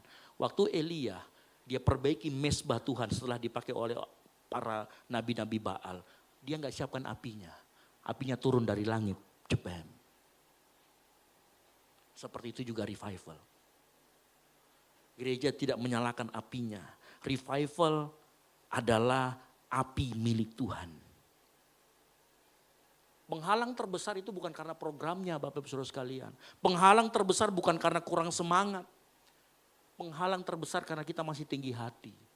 Karena kita gak mau merendahkan diri di hadapan Tuhan. Gak mau dikoreksi, gak mau digoncangkan, gak mau diubah. Makanya sekali lagi, dalam revival dibutuhkan gereja yang rela dihancurkan agendanya supaya selaras dengan agenda Tuhan. Yang mengerti katakan amin. Ya. Nah ini yang penting sekarang begini, pertanyaannya yang kemudian harus kita tanyakan. Kalau revival itu isunya penting adalah kehendak Tuhan, bagaimana manusia bisa tahu kehendak Tuhan? Bagaimana manusia bisa mengerti agenda Tuhan? Karena jika revival adalah inisiatif Tuhan, mengandung kehendak Allah, maka tanpa kejelasan kehendak Tuhan seperti apa, maka revival itu jadi sesuatu yang absurd, menjadi sesuatu yang tidak membumi, menjadi sesuatu yang tidak bisa kita mengerti, betul atau tidak? Nah pertanyaannya bagaimana kita bisa mengerti kehendak Tuhan? Dengar baik-baik Bapak Saudara sekalian. Disinilah peran Roh Kudus yang mengerti katakan amin. Loh Roh Kudus pernah mengatakan begini, Firman Tuhan mengatakan gini. Apa yang ada di kehendak Allah itu rohnya yang mengerti. Dan saat roh Tuhan dicurahkan melalui Pentakosta, Roh Kudus kepada kita semua, disitulah harusnya peran Roh Kudus menjadi sentral dalam revival. Karena Roh Kudus yang akan menyatakan kehendak Allah di dalam setiap pribadi kita. Makanya dengar baik. Ya. Bukan sebagai pengalaman kolektif yang rame-rame, bukan. Tetapi Roh Kudus dicurahkan sebagai pribadi ilahi yang bekerja di dalam kita. Pada setiap individu yang mau merendahkan diri, yang mengerti katakan amin. Ya. Dan dengar baik. Makanya saya percaya, ya. Tolong PPT-nya nggak jalan. Ya, revival selalu dimulai dari perjumpaan pribadi dengan Allah melalui Roh Kudus yang sudah Dia curahkan. Yang mengerti katakan amin. Ya. Saya mau kasih tahu, revival ada yang besar, tetapi revival selalu dimulai dari perjumpaan pribadi. Setiap orang yang ada di dalam gereja dengan Allah melalui Roh Kudus yang sudah Dia curahkan. Artinya apa? Tidak mungkin ada revival komunitas tanpa ada revival pribadi yang terjadi pada setiap kita. Tidak pernah ada revival besar-besaran kalau tidak dimulai dari pribadi-pribadi di dalamnya yang mengerti katakan amin. Ayo coba lihat, perhatikan baik-baik. Tolong, belum? PPT-nya. Nah perhatikan. Perhatikan Kisah Para Rasul 2 ayat 17-18. Dikatakan begini. Akan terjadi pada hari-hari terakhir, demikian firman Tuhan. Perhatikan. Maka anak-anakmu, laki-laki perempuan, teruna-terunamu, orang-orang tua, hamba-hambamu laki-laki. Ingat, Roh Kudus dicurahkan secara serentak, tetapi Dia bekerja secara individual. Makanya disebutkan satu persatu, tipe-tipe orangnya, anak-anak, teruna, orang tua, hamba laki-laki dan perempuan. Enggak ada yang namanya kelas eksklusif rohani, enggak, semuanya dicurahkan. Namun karena dicurahkan bersamaan tetapi kepada hinggapnya kepada masing-masing pribadi, personal. Lihat baik-baik, disebutkan di sana. Semua pribadi dimulai dari pribadi-pribadi.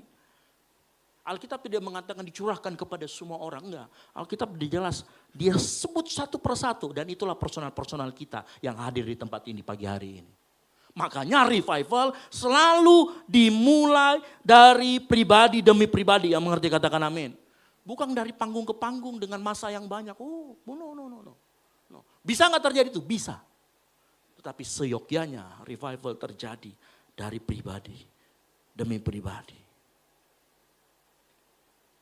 Nah di sini kadang-kadang juga ada orang yang misunderstanding, salah paham. Mereka berpikir karena Roh Kudus dicurahkan semua manusia, maka semua otomatis terjadi. No. Saya mau kasih tahu, pencurahan Roh Kudus yang terjadi di Kisah Para Rasul 2 ini tidak menghilangkan kehendak manusia. Manusia tetap punya kehendak bebas. Karena begini, saya kasih tahu, Roh Kudus itu tidak pernah memaksa. Roh Kudus itu memimpin. Memimpin tahu artinya? Memimpin, Dia berada di depan. Pilihan kita mau ikut atau tidak ikut. Roh Kudus nggak pernah memaksa manusia. Dia memimpin. Makanya begini, revival ya bisa saja dimulai oleh Allah tetapi terhambat oleh manusia. Kenapa? Saat manusia enggan merendahkan diri, enggan membuka diri, menolak koreksi dari Tuhan. Itulah namanya tinggi hati.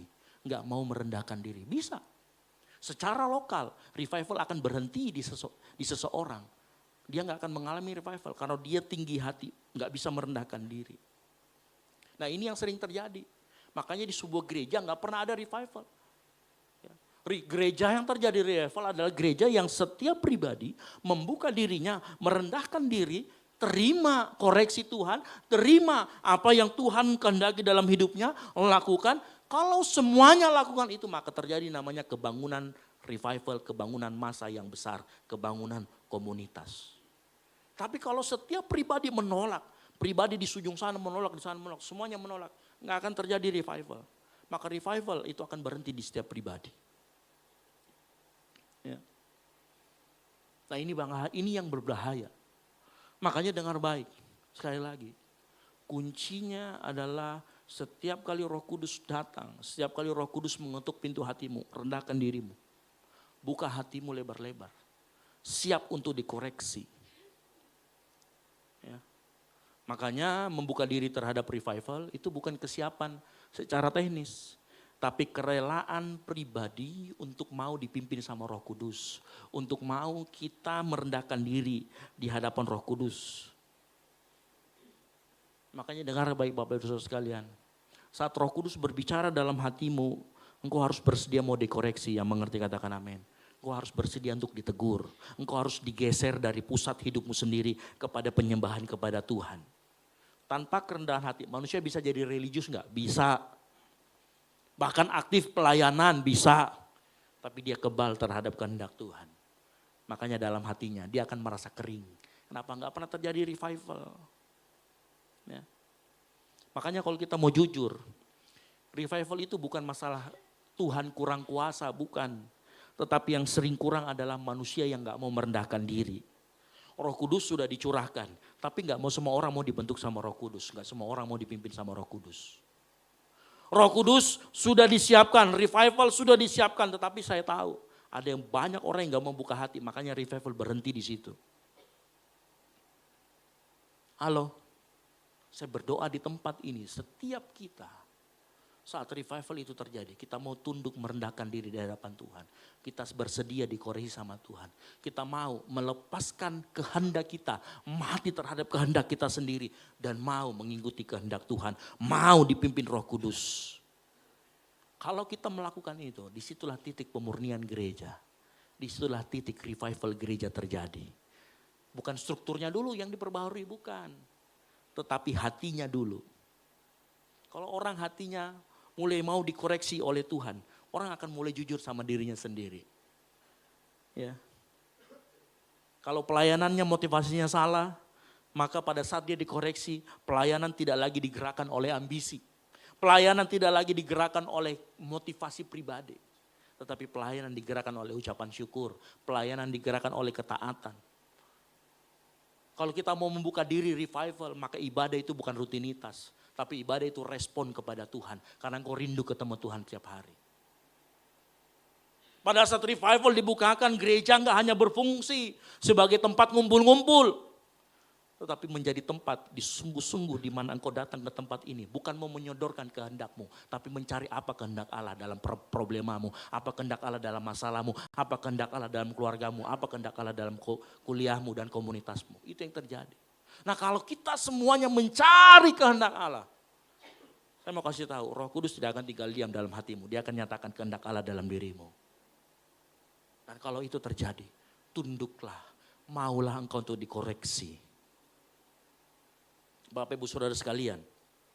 Ya, kalau kita lakukan itu, maka di gereja kita bukan lagi liturgi yang muncul.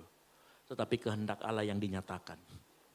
Yang diubahkan bukan liturginya, bukan alat musiknya, bukan pemain musiknya, bukan. Tapi motivasi kita dalam datang ke gereja, motivasi kita dalam melayani. Semua yang kita lakukan. Dan perhatikan, semua revival selalu dimulai dari ketaatan-ketaatan kecil, yang mengerti katakan amin. Iya, ya. Semua, Lukas 16 ayat 10 berkata, barang siapa setia dalam perkara kecil, ia setia dalam perkara besar. Bapak Ibu dengar baik. Revival terjadi, maka keputusan kecil apa? Berhenti berkompromi dengan dosa. Kalau revival terjadi, maka keputusan kecil apa? Belajar untuk mengampuni orang. Kalau revival terjadi, maka keputusan kecil apa? Untuk selalu jujur. Bersikap adil. Kalau revival terjadi, maka keputusan kecil yaitu apa? Taat meski nggak ada orang yang lihat. Keputusan-keputusan kecil lagi. Gak mau macem-macem. Dengan yang namanya uang. Gak mau macem-macem. Dengan yang namanya game online. Gak mau macem-macem. Dengan yang namanya makanan ya. Saya juga sudah mulai mencoba ini. Mengurangi makan. Karena saya sudah lihat bentuk tubuh saya sudah gak jelek lagi nih. Itu keputusan-keputusan kecil. Waktu kita kemarin belajar. mengenai bagaimana kita selaras dengan Tuhan, selalu dimulai dengan keputusan-keputusan kecil. Yang mengerti katakan amin. Keluar dari gereja, ada orang nyenggol kita. Keputusan kecil, mau marah atau tidak. Keputusan kecil. Ya. Saat kita ketemu sama orang, ya, yang menjengkelkan, sepanjang tahun lalu dijengkelin kita banget gitu loh.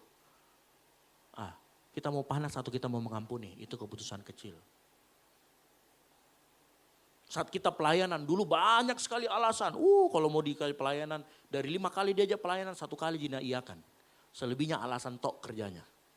Itu juga keputusan-keputusan kecil. Saat kita datang diajak untuk beribadah, ayo besok ada ibadah. Terus kita bilang, aduh capek kak. Itu keputusan kecil. Ingat baik-baik, arah hidup kita tidak ditentukan oleh keputusan besar, tetapi keputusan-keputusan kecil yang kita buat setiap hari, dan itu sifatnya kumulatif. Dikumpulkan maka itu akan menentukan arah hidup kita. Makanya jangan sekali meremehkan keputusan-keputusan kecil. Itulah dikatakan Lukas 16:10, setia dalam perkara-perkara kecil. Yang mengerti katakan amin. Bapak Ibu, revival jarang terjadi dimulai dari tindakan-tindakan besar. Revival itu dimulai dari ketaatan di mana tidak ada penontonnya. Dimulai dari ketaatan di mana nggak ada orang yang tepuk tangan saat kita taat. Revival itu dimulai dari tempat-tempat di mana kita tidak dilihat orang. Di sanalah Roh Kudus bekerja paling dalam. Ketika ketaatan kecil itu terjadi setiap orang, maka disitulah gereja secara kolektif akan terjadi revival. Halo? Ya. Maka disitulah kekudusan tidak lagi dituntut. Wah, kita nggak perlu lagi khotbah. Jemaat Tuhan, ayo kudus hidupmu, enggak. Tetapi kekudusan itu akan menjadi sesuatu yang kau sangat inginkan. Kenapa? Karena Roh Kudus yang pimpin hidupmu. Roh Kudus itu roh yang kudus, bukan roh yang kudis. Ya. Kalau Roh Kudus pimpin hidupmu, kamu akan jijik dengan otomatis dengan yang namanya ketidakkudusan. Enggak perlu lagi pendeta teriak-teriak di sini, oh hidup kudus, enggak. Hidup yang dipimpin Roh Kudus pasti akan jijik dengan namanya ketidakkudusan. Itulah revival yang terjadi.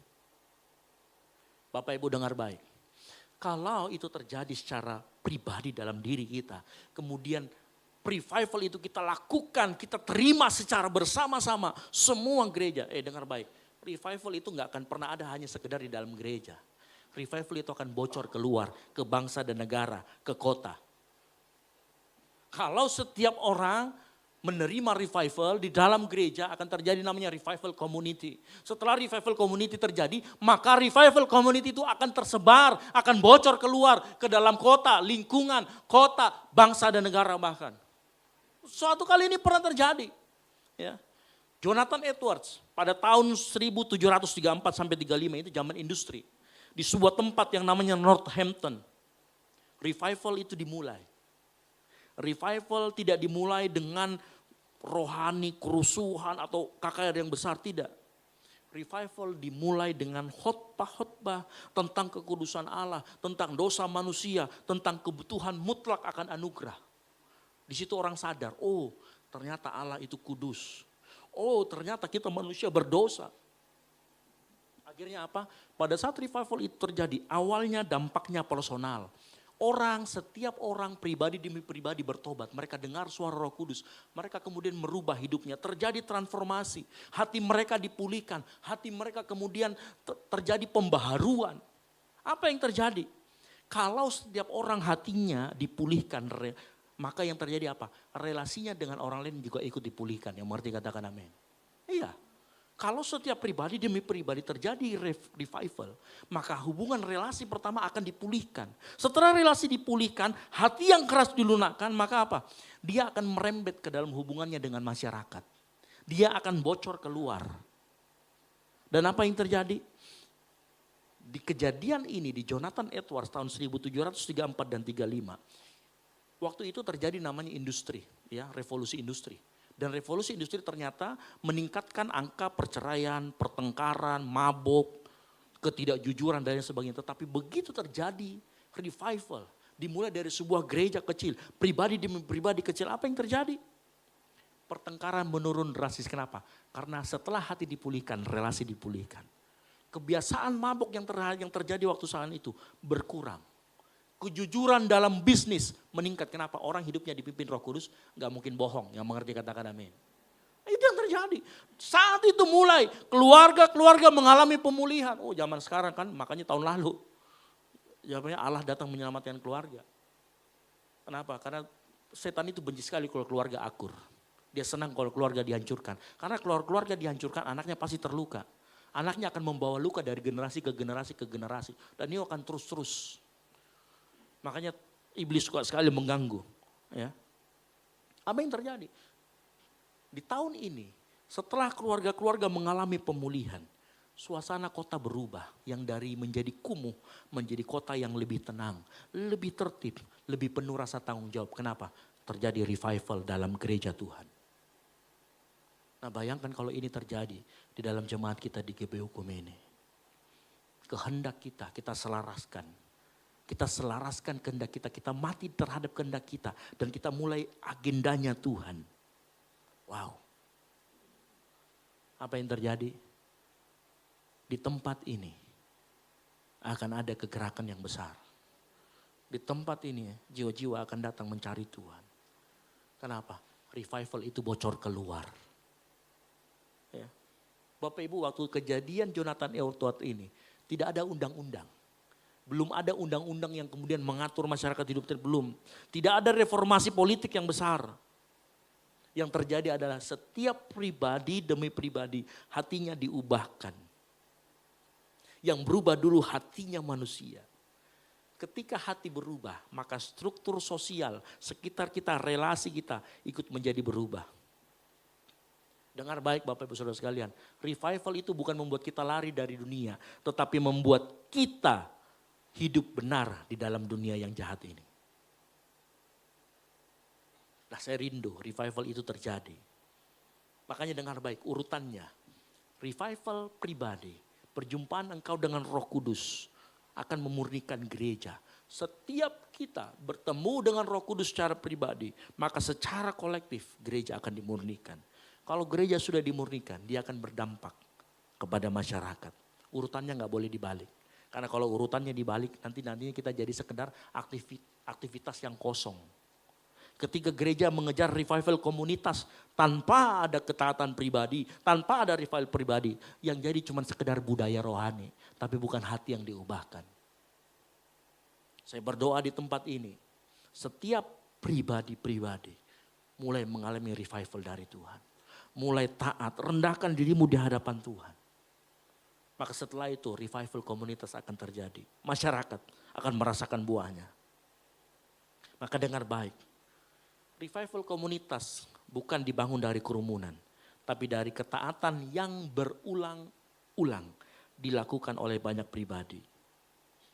Gereja gak bisa berubah hanya dengan kita bikin KKR satu kali. Gereja hanya bisa berubah kalau setiap pribadi dalam gereja mulai tunduk taat sama kehendak Tuhan. Mulai mati terhadap kehendaknya sendiri. Di sanalah revival menjadi nyata. Ya.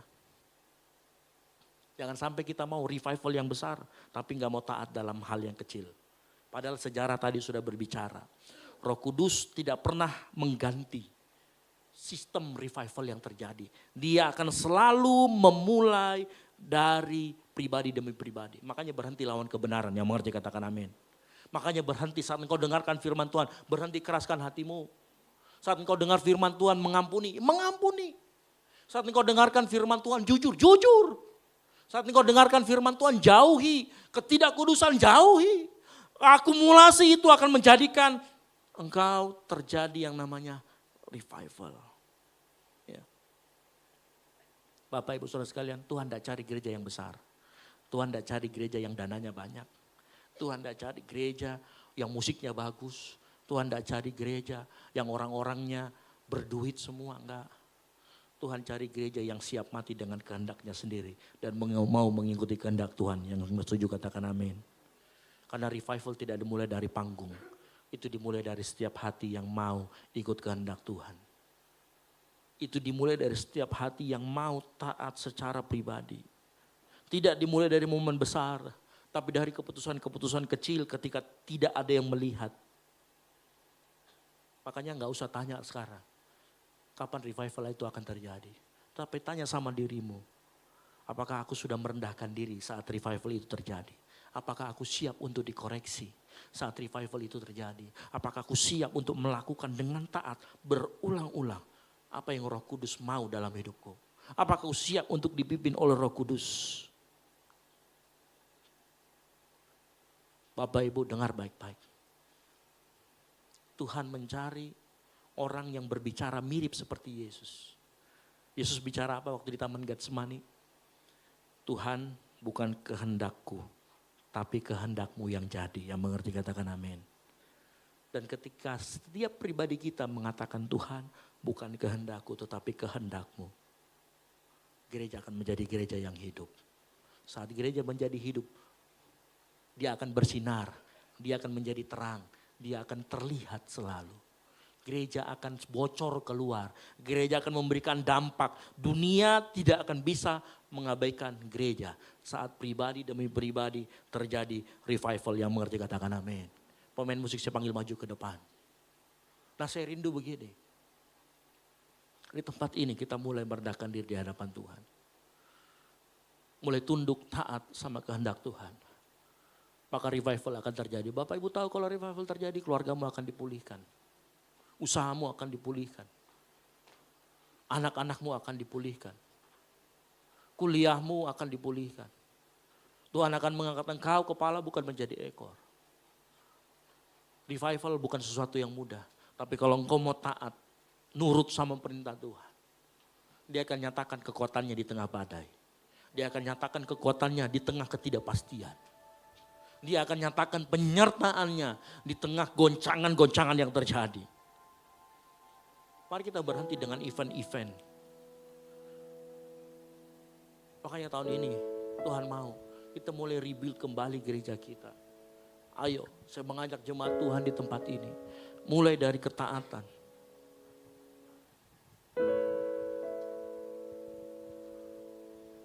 Mulai dari bangun. Matikan kehendak kita. Bangun mesbah altar di hadapan Tuhan. Biar Roh Kudus pimpin hati kita. Biar Roh Kudus pimpin hidup kita. Revival besar akan selalu dimulai dari revival pribadi demi pribadi. Dan saya rindu di tempat ini kita mengalami itu.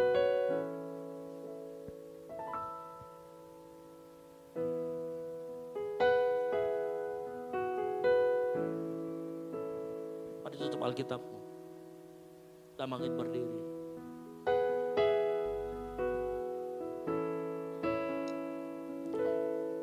Satu yang ku rindu bersekutu denganmu, membawaku lebih lagi tinggal di dalammu, nikmati hadiratmu, jamahlah seluruh hidupku, urapanmu sama-sama katakan satu yang ku rindu.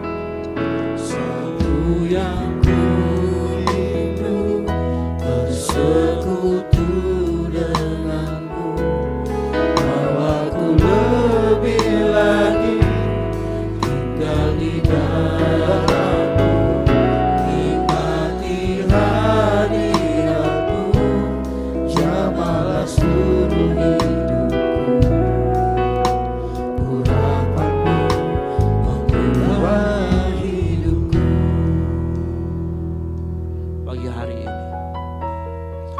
Kita semua mulai merendahkan diri di hadapan Tuhan. Semua kita rindu, saya rindu kita semua di sini mulai merendahkan diri di hadapan Tuhan. Mulai kita tunduk di hadapan Tuhan. Karena revival sudah Tuhan siapkan. Pemulihan, kebangkitan sudah Tuhan siapkan. Gerejanya mau gak merendahkan diri di hadapan Tuhan? Saya rindu kita semua mau. Kita nyanyikan pujian ini. Tuhan aku rindu. Yes. Tuhan Tuhan aku siap. Katakan penuhi aku dengan Roh-Mu. Penuhi aku dengan Roh-Mu. Katakan ku rindu lawatan. Sama-sama katakan Tuhan aku rindu. Tuhan aku rindu. Tuhan aku siap. Penuhi aku dengan Roh-Mu. Ku rindu lawatanmu. Sama-sama katakan kami. Ku rindukan Kau hadir di sini saat ini, Tuhan. Sama-sama katakan. Ku rindukan Roh-Mu mengurapi saat ini, Yesus. Kita mau naikkan pujian ini dengan sungguh-sungguh. Sama-sama katakan Tuhan aku rindu. Tuhan aku rindu. Amin. Tuhan aku siap. Merendahkan diri di hadapan. Penuhi aku dengan Roh-Mu.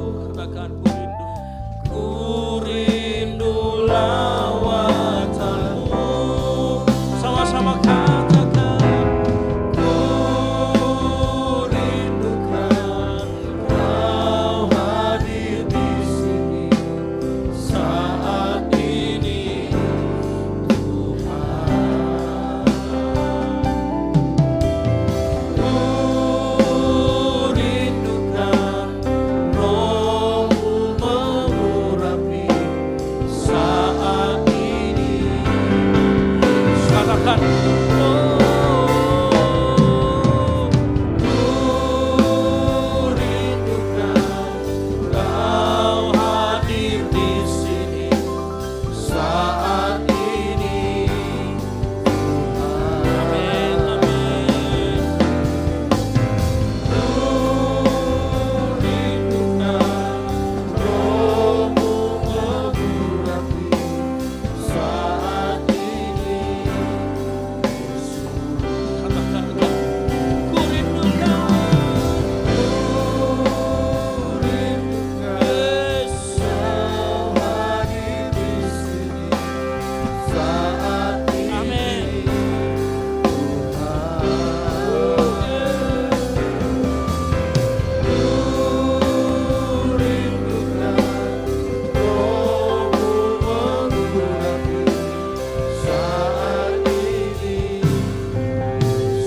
Biar jemaat Tuhan saja katakan, kami rindu Tuhan. Ku rindu. Buka hatimu pagi hari ini. Buka hatimu, dengar lawatan Tuhan. Tuhan mau melawat umatnya, rendahkan hatimu. Ikut apa yang menjadi kehendaknya. Mari kau matikan dalam dirimu apa yang menjadi kehendak pribadimu. Yes, katakanlah ku rindu. Rindu. Amin.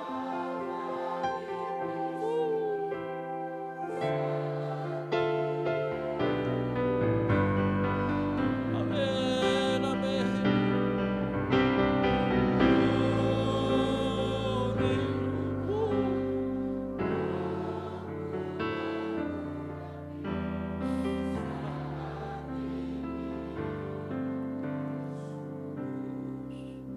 Pagi hari ini Dia rindu melawat setiap kita yang mau merendahkan diri di hadapan Tuhan, yang mau mencari wajahnya dengan sungguh-sungguh, yang mau meninggalkan keakuan, yang mau meninggalkan segala kesombongan pribadi.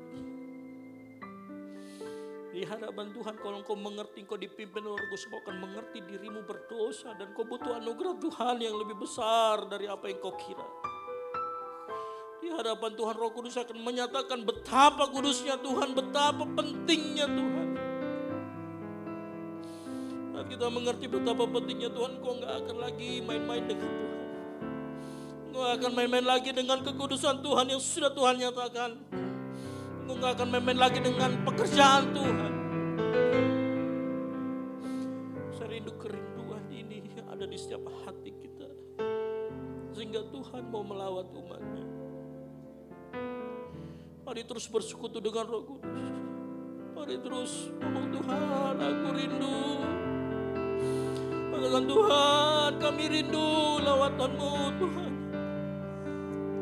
Setiap pribadi lawat Roh Kudus. Setiap pribadi nyatakan kehendak-Mu.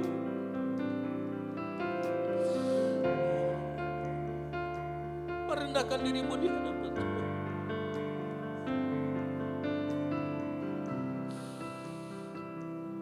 Merendahkan dirimu di hadapan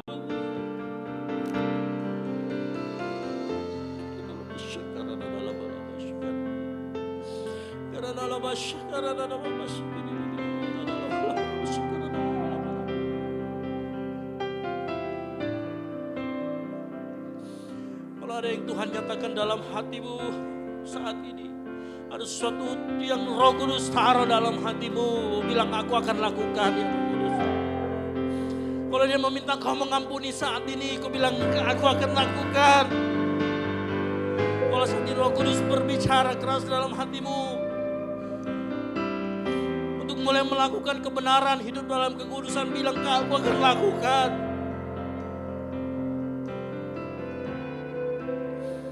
Roh Kudus gak akan pernah maksa kita. Roh Kudus gak akan pernah memaksa keinginan manusia. Roh Kudus mau memimpin di depan, dan Dia mau kita mengikuti Dia di setiap saat.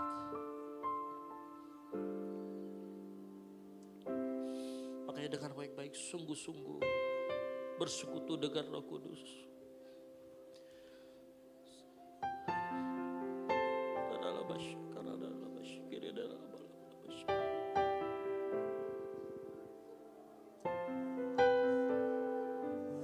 Mari buka hatimu lebih lagi. Di awal tahun ini lakukan revival dalam keluargamu. Rindukan revival dalam kehidupanmu, dalam usahamu, dalam kuliahmu, dalam kampusmu. Rindukan revival itu.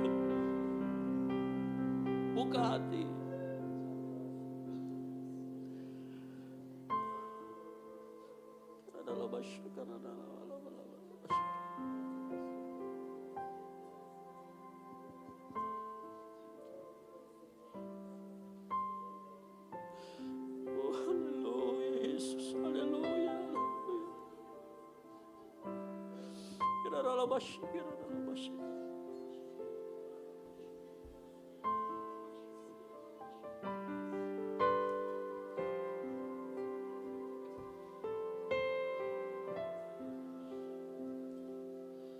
Angkat kedua tanganmu tinggi-tinggi.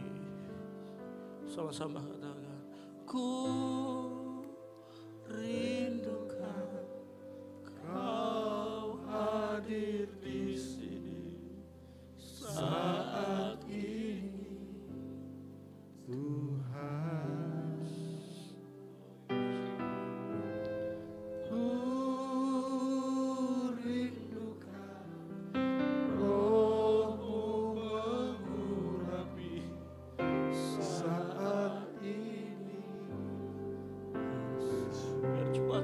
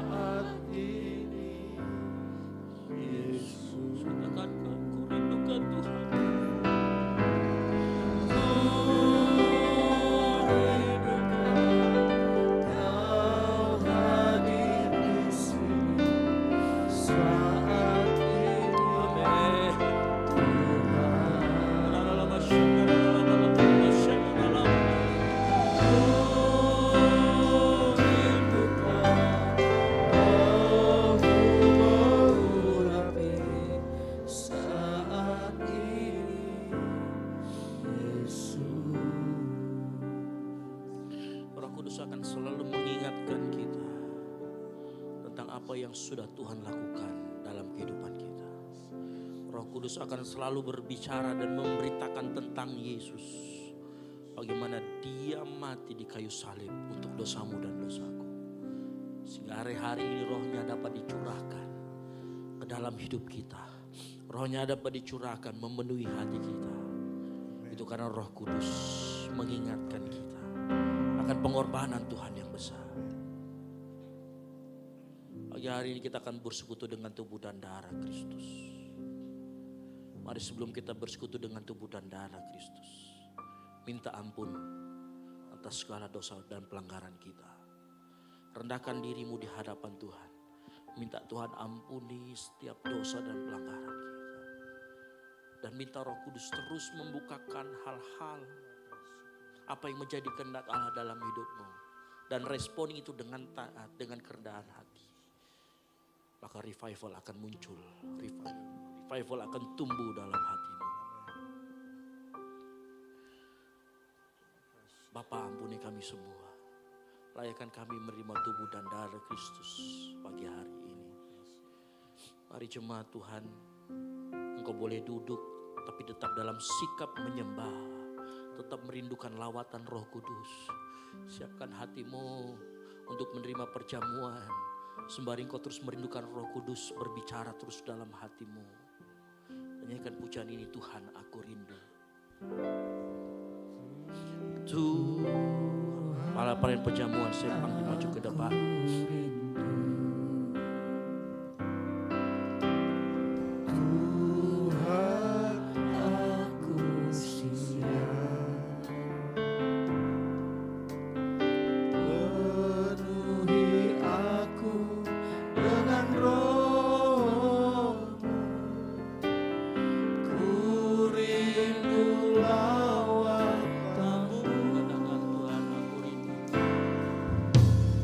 Tuhan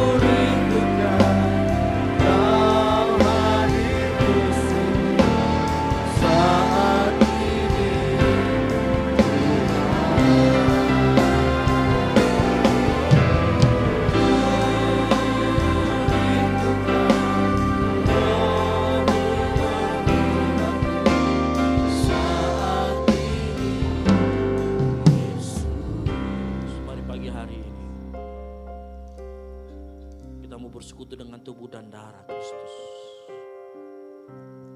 Mari siapkan roti di tangan kananmu. Kita mau siapkan juga hati kita kepada Tuhan. Kita mau datang ke hadirat Tuhan. Kita mau rendahkan diri di hadapan Tuhan. Karena firman Tuhan berkata setiap kali kamu minum roti dan cawan ini, kamu memberitakan kematian Tuhan sampai Ia datang. Mari angkat tinggi roti di atas kepala kita. Dengarkan firman Tuhan. Sebab apa yang telah kuteruskan kepadamu telah aku terima dari Tuhan. Yaitu bahwa Tuhan Yesus pada malam waktu Ia diserahkan, mengambil roti dan sesudah itu Ia mengucap syukur atasnya. Ia memecah-mecahkannya dan berkata, inilah tubuhku yang diserahkan bagi kamu. Perbuatlah ini menjadi peringatan akan aku. Percayakah kita roti yang ada di tangan kita adalah bukti persekutuan dan bukti kehadiran Tuhan dalam kehidupan kita. Mari kita makan roti ini bersama-sama di dalam nama Tuhan Yesus Kristus.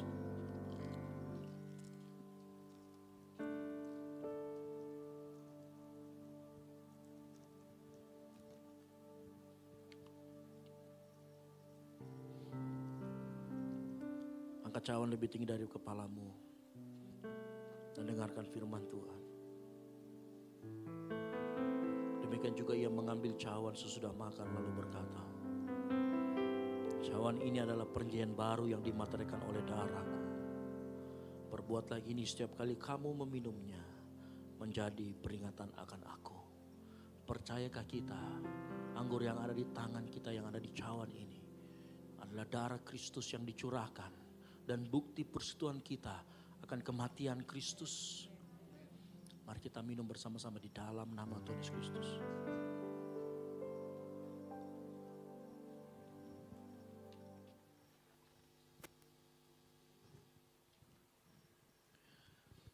Mari engkau rendahkan diri di hadapan Tuhan. Mari engkau tunduk. Rendahkan dirimu di hadapan Tuhan.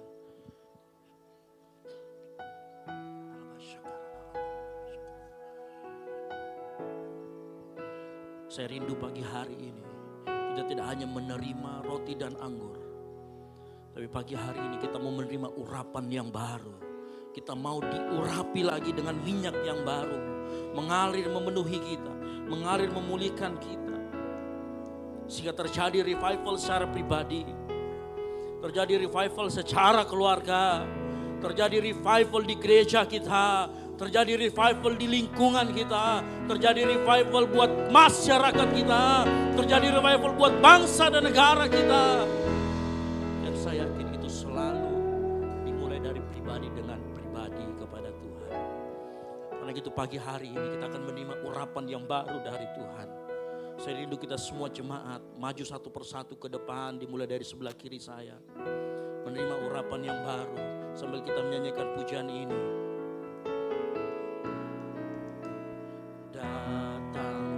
Sebelah sini, di tengah, kemudian di kanan. Bapak Ibu Saudara sekalian boleh sambil duduk dengan sikap menyembah. Dimulai dari sebelah kiri, silakan maju ke depan. Urapiku mengalir penuhiku, mengalir pulihkanku, kuasamu bebaskan hidupku.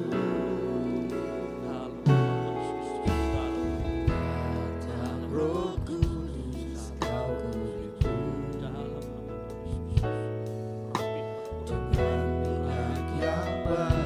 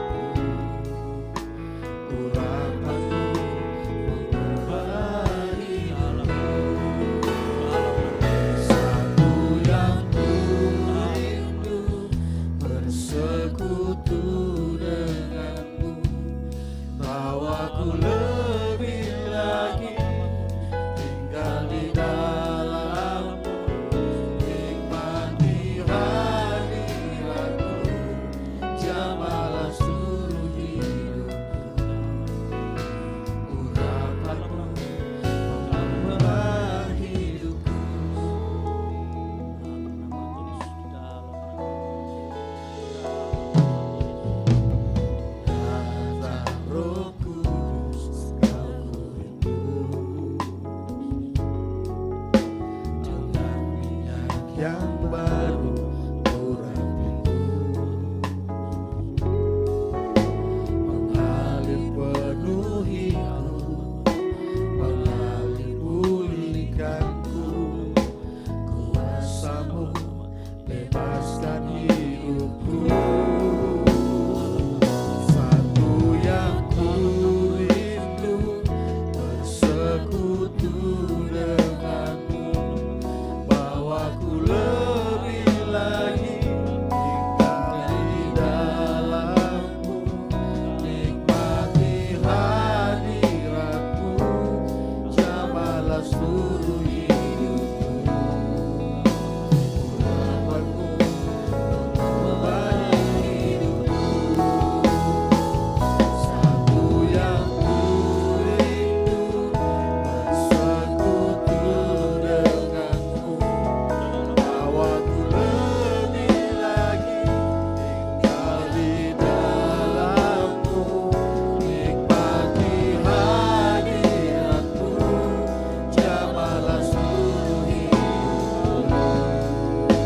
Urapanmu mengubah hidupku.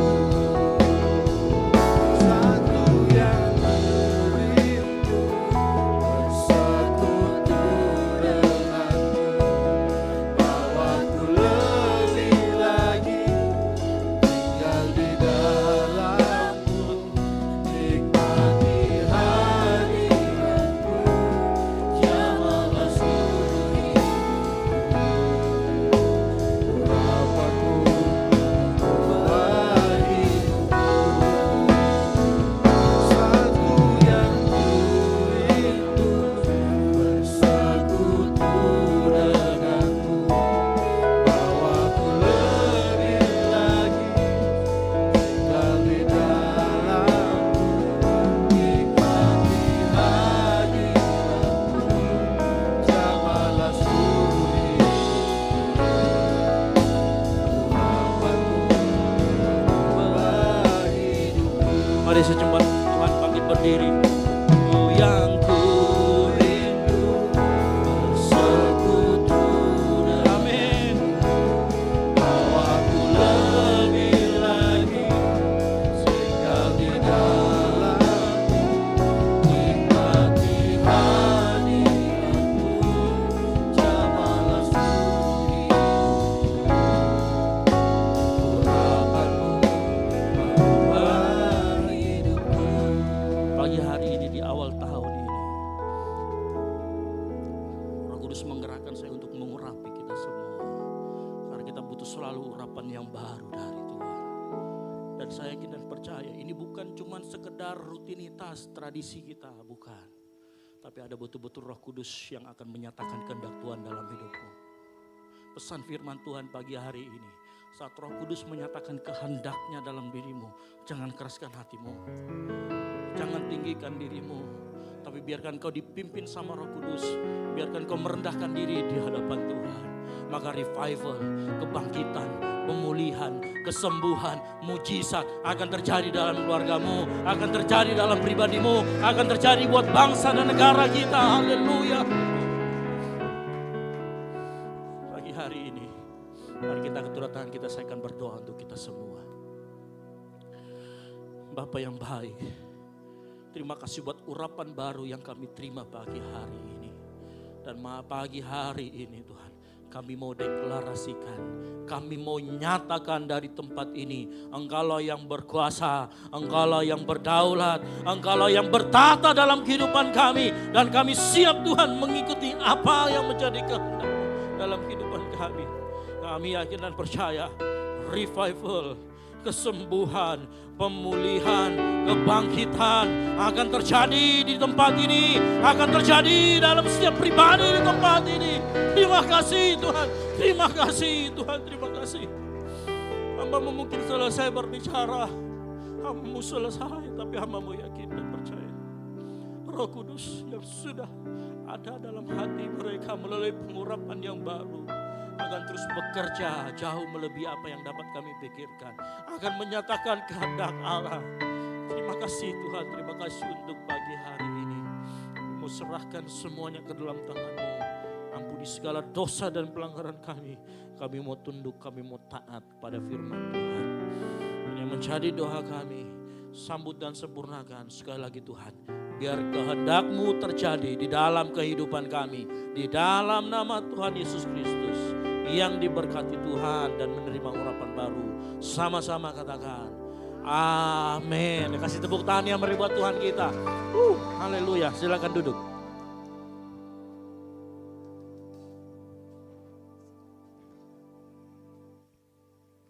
Puji Tuhan, kita telah diberkati oleh kebenaran firman Tuhan. Dan saatnya kita akan memberi persembahan. Sebelum kita memberi persembahan, mari sama-sama kita angkat amplop persembahan kita. Kita sama-sama akan berdoa sebelum kita mempersembahkan persembahan kita. Terima kasih Tuhan buat segala berkat kasih karunia yang Tuhan sudah limpahkan dalam hidup kami ya Bapa. Dan kami telah diberkati oleh kebenaran firman-Mu. Dan saat ini Tuhan, kami akan memberi persembahan yang terbaik yang bisa kami berikan. Biar Tuhan memberkati, Tuhan Yesus akan memulihkan keadaan kami melalui persembahan kami. Kami memberi yang terbaik bagi Tuhan. Terpujilah nama-Mu dan kami siap memberi persembahan dalam nama Yesus. Amin. Puji Tuhan.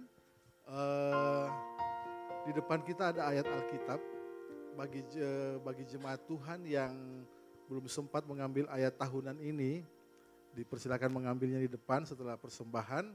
Semoga ayat ini akan menjadi berkat bagi kita, firman bagi kita untuk menghadapi tahun ini. Puji Tuhan, dan persembahan akan mulai dari sebelah kiri saya, dan tengah dan di sebelah kanan saya. Tuhan Yesus memberkati kita semua.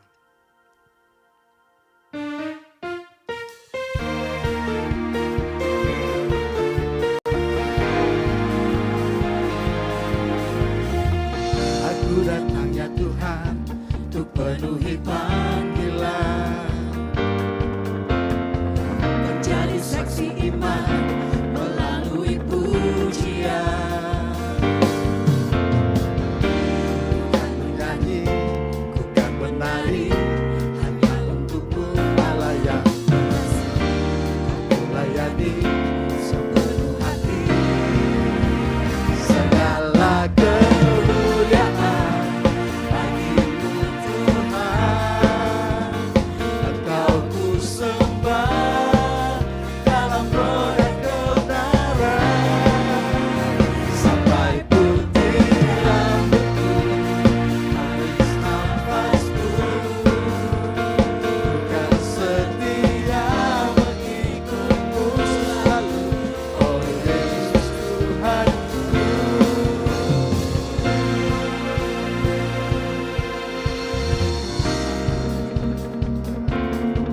Penuhi panggilan, menjadi saksi iman melalui pujian. Bukan menari, bukan menari, hanya untukmu Allah yang kasih. Aku layani sepenuh hati, segala kemuliaan bagimu Tuhan. Engkau ku sembah dalam roh dan kebenaran, sampai putih rambutku, habis nafasku, bukan setia mengikutmu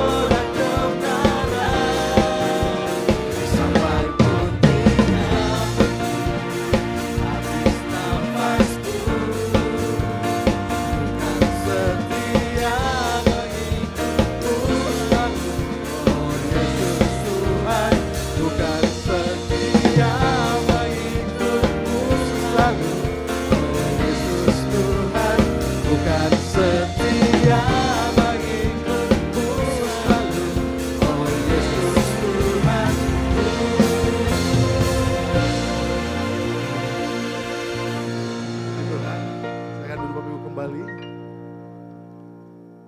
Kita akan melihat kegiatan kita sepekan. Shalom jemaat yang dikasihi Tuhan, berikut beberapa informasi kegiatan GBI Oikumene selama 1 minggu ke depan. Doa pelayan dan puasa akan diadakan pada hari Sabtu pukul 6 sore bertempat di gereja. Gladi bersih untuk ibadah raya pertama akan diadakan pada hari Sabtu pukul 7 malam, ibadah raya 2 pada hari Minggu pukul setengah 3 sore, dan gladi bersih untuk ibadah raya ketiga akan diadakan pada hari Sabtu pukul 10 pagi. Ibadah raya Minggu diadakan sebanyak 3 kali, yaitu pukul 9 pagi, pukul setengah 5 sore, dan pukul 7 malam.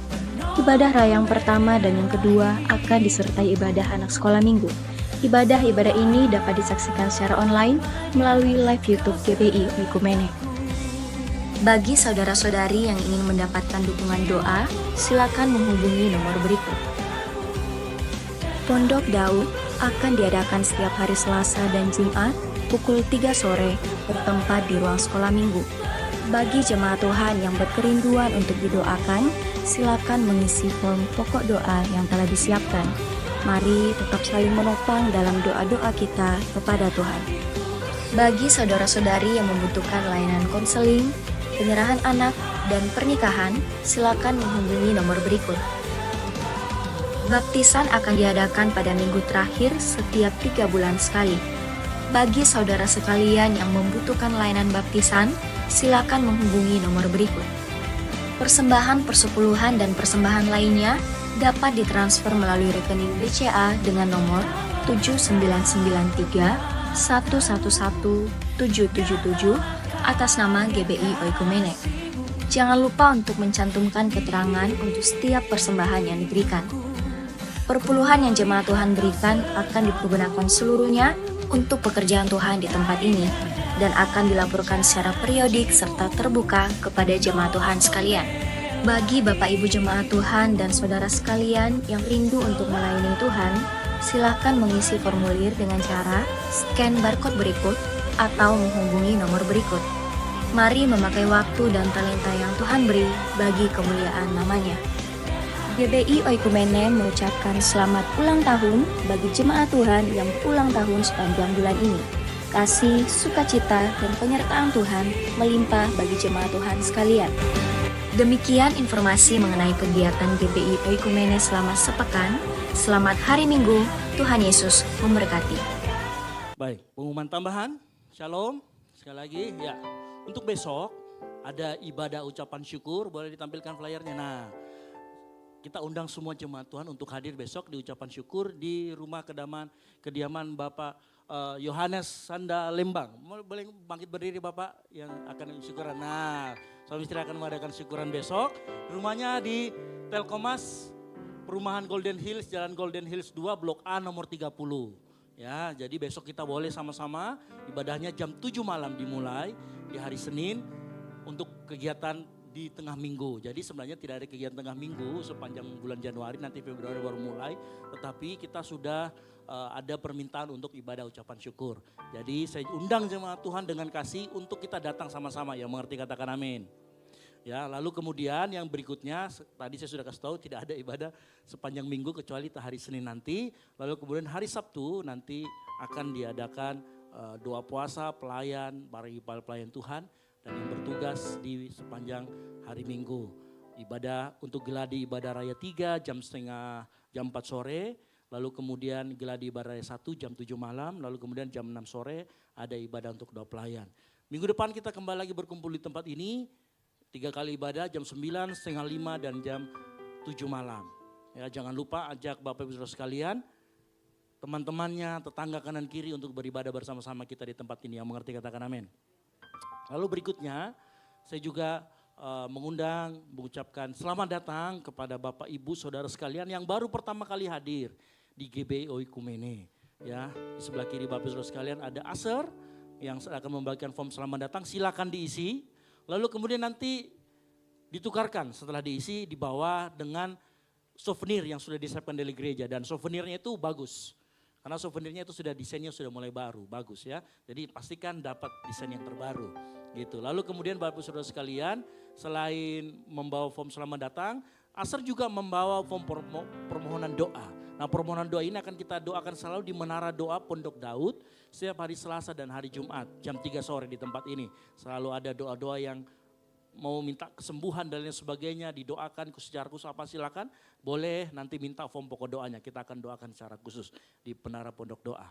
Baik, lalu kemudian yang berikutnya saya mengundang jemaat Tuhan yang berulang tahun sepanjang bulan Januari. Saya undang maju ke depan untuk kemudian menerima, ada souvenirnya, oh ada souvenirnya ada ya, untuk menerima souvenir dari gereja. Nah, saya undang dengan kasih Kristus yang berulang tahun sepanjang bulan Januari untuk maju ke depan. Ada, silakan pakai perasaan ya ulang Januari ya. Oke, ada lagi? Iya, ternyata ada juga. Silakan, ada lagi yang berulang tahun sepanjang bulan Januari akan menerima souvenir dari, oh ternyata. Yang sampai ucapan syukur ulang tahun.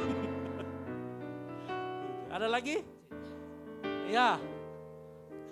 Iya, yang baru pertama kali hari juga nggak apa-apa, maju saja. Kita akan berikan souvenir yang terbaik dari gereja yang sudah disiapkan. Cukup. Oke? Iya, baik. Wah, banyak ternyata ya. Saya kaget juga. Saya balik gitu ya, ternyata banyak. Oke, baik. Mari kita angkat tangan kita arahkan ke rekan-rekan kita, saudara kita yang berulang tahun, kita mendoakan bersama-sama. Bapa yang baik, anugerah-Mu besar untuk semua saudara kami di menginjak usianya yang baru Tuhan. Biar anugerah Tuhan melimpah dalam kehidupannya. Apapun yang dia lakukan, Tuhan akan memberkati. Biarlah mereka menjadi kepala bukan menjadi ekor.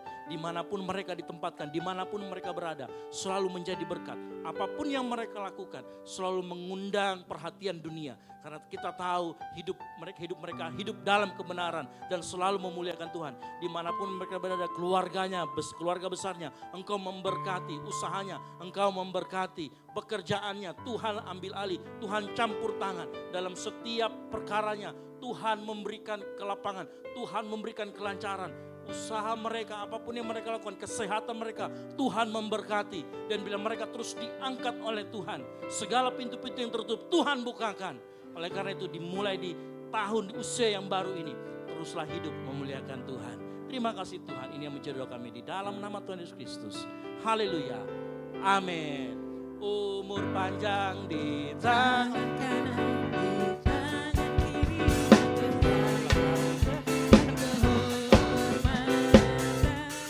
sampai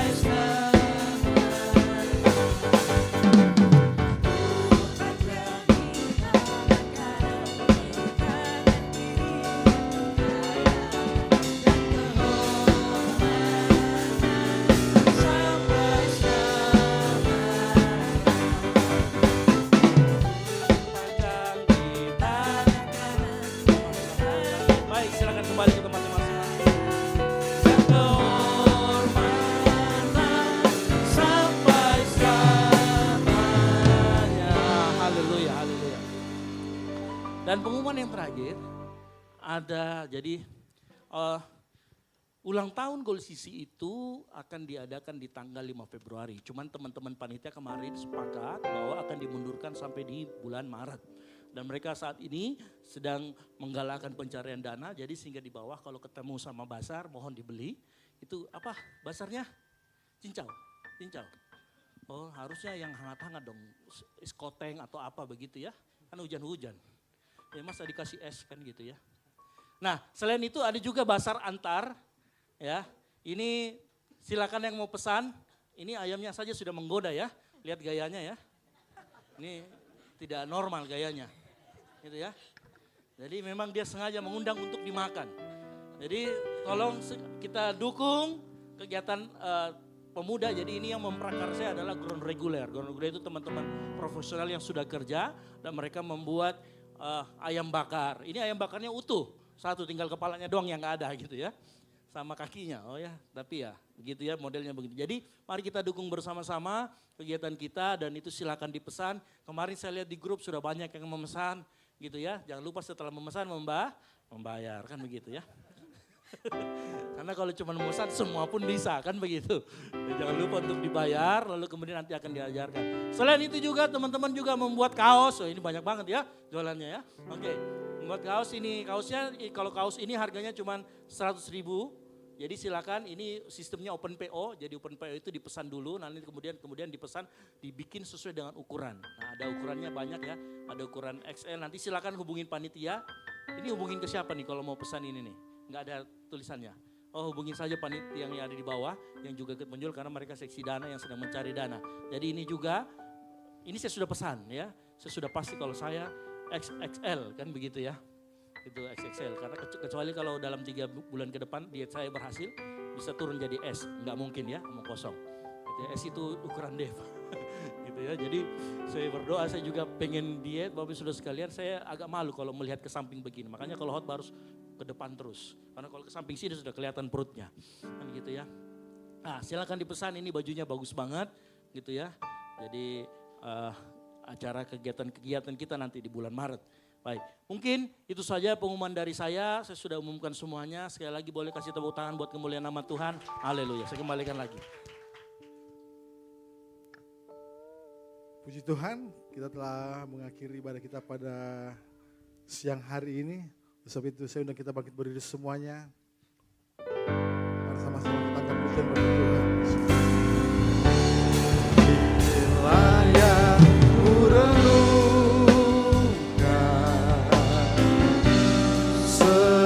setiap waktu,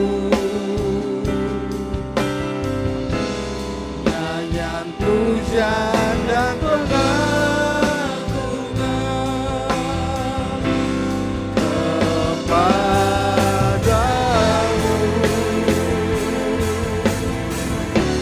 Dan manis kau dengar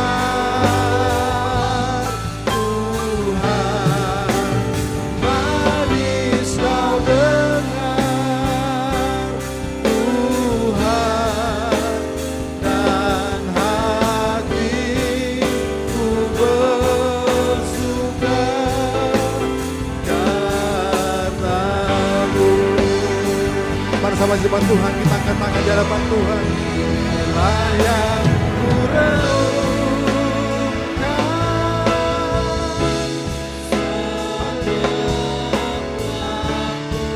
Nyanyian pujian dan pengagungan manis kau dengar Tuhan, dan hatiku bersuka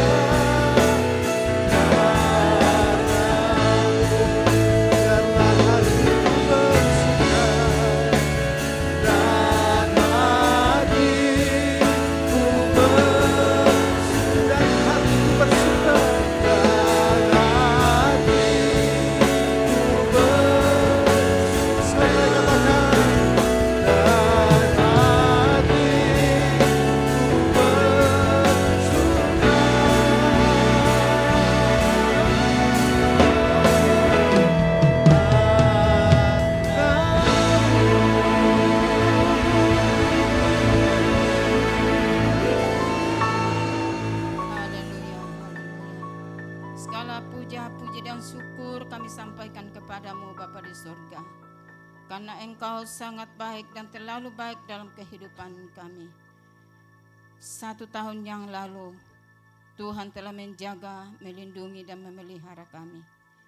Pertolongan-Mu luar biasa kami alami Tuhan. Sehingga kami ada di minggu pertama di tahun yang baru.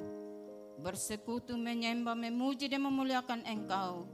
Karena tidak ada yang bisa kami balas di hadapan hadirat-Mu buat kebaikan-Mu. Selain hidup ini, kami mau pakai senantiasa memuliakan Tuhan, mengagungkan, meninggikan nama-Mu ya Tuhan. Banyak hal yang telah Tuhan buat di dalam kehidupan kami. Terlalu indah kasih-Mu Tuhan. Terlalu besar kemurahan-Mu yang kami alami Tuhan. Terima kasih Tuhan. Terima kasih Tuhan, kami telah memuji-muji nama-Mu, menyembah mengagungkan Engkau. Kerana puji-pujian ini kami sampaikan padamu sudah menyenangkan hati Tuhan. Pelayan yang ambil bagian saat ini Tuhan, kerana Engkau tetap mengurapi mereka ya Bapa. Dimanapun hidupnya berada melayani Tuhan, Tuhan akan tetap memberkati. Pengurapan-Mu Tuhan terus terjadi atas hidup mereka. Berkati rumah tangga, berkati pekerjaannya, berkati pendidikannya Tuhan. Kiranya hidupnya dia jalani senantiasa mengandalkan Tuhan. Terima kasih Bapa di sorga. Tuhan, kami bersyukur saat ini di mana firman-Mu sudah menguatkan kami. Kiranya firman-Mu ini sungguh-sungguh membawa hati kami, mengubah kami Tuhan, agar tahun yang kami jalani ini Tuhan, kami senantiasa merendahkan diri di hadapan hadirat-Mu, menyembah, memuji dan memuliakan Engkau ya Tuhan. Mungkin selama ini kami kurang Tuhan taat dan setia kepada-Mu. Tapi di tahun ini Tuhan kami berdoa, biarlah Tuhan kasih setia-Mu melingkupi kehidupan kami. Agar hati kami ini Tuhan jamah, agar kami tetap merendahkan diri di hadapan-Mu, memuji dan memuliakan Engkau ya Tuhan. Dan kami percaya ya Tuhan, bila kami datang berdoa kepada-Mu mencari wajah Tuhan, revival terjadi di atas kehidupan kami, baik dalam secara pribadi, di dalam rumah tangga, di dalam keluarga, atau di sekitar lingkungan kami ya Tuhan. Terima kasih Bapa di surga, berkati hamba-Mu yang sudah memberitakan kebenaran firman-Mu. Kiranya pengurapan-Mu terus terjadi atas kehidupan hamba-Mu ya Tuhan. Berkati pelayanan hamba-Mu, berkati pekerjaannya, rumah tangga hamba-Mu Engkau berkati Tuhan. Istri yang ada bersama anaknya Tuhan, kiranya Tuhan tetap lawat berkati. Biarlah istri sebagai tiang penopang di dalam rumah tangga. Tuhan tetap beri semangat sukacita daripada-Mu ya Tuhan. Terima kasih buat kebaikan-Mu yang tidak pernah berkesudahan dalam kehidupan kami. Kami berdoa Tuhan buat Ibu Gembala kami. Di dalam masa tuanya kami tetap berdoa kepada-Mu. Engkau tetap beri sukacita, damai sejahtera dalam kehidupannya. Kekuatan, kesehatan kucurahkan dalam bagi Ibu Gembala kami Tuhan. Agar di masa tuanya tetap bersukacita di hadapan hadirat-Mu. Anak-anak yang ada, mantu bahkan cucu-cucu yang ada Tuhan memberkati. Setiap pekerjaan anak-anaknya Tuhan berkati ya Tuhan. Terima kasih Bapa di surga, kami berdoa Tuhan buat jemaat-Mu yang ada saat ini. Kami percaya waktu datang tidak sama akan waktu akan kembali nanti. Kembali dengan penuh sukacita, kembali dengan penuh damai sejahtera. Karena Tuhan telah menyertai dan Tuhan telah memberkati lewat kebenaran firman-Mu Tuhan. Mungkin ada kepahitan yang masih tersimpan di dalam hati kami, yang kami alami di tahun yang lalu. Tapi kami percaya Tuhan, di tahun ini kami akan lepaskan dan kami akan Tuhan berjalan bersama dengan Yesus. Kemenangan demi kemenangan menjadi bagian dalam hidup kami. Berdoa buat gereja yang ada di sekitar kami Tuhan. Kiranya Tuhan akan tetap memberkati gereja-gereja ini ya Bapa. Biarlah sidang jemaat-Mu yang ada, Tuhan tetap memberkati, Tuhan tetap memberi semangat. Dan biar kiranya hidup jemaat-Mu senantiasa mengandalkan Tuhan di dalam kehidupannya.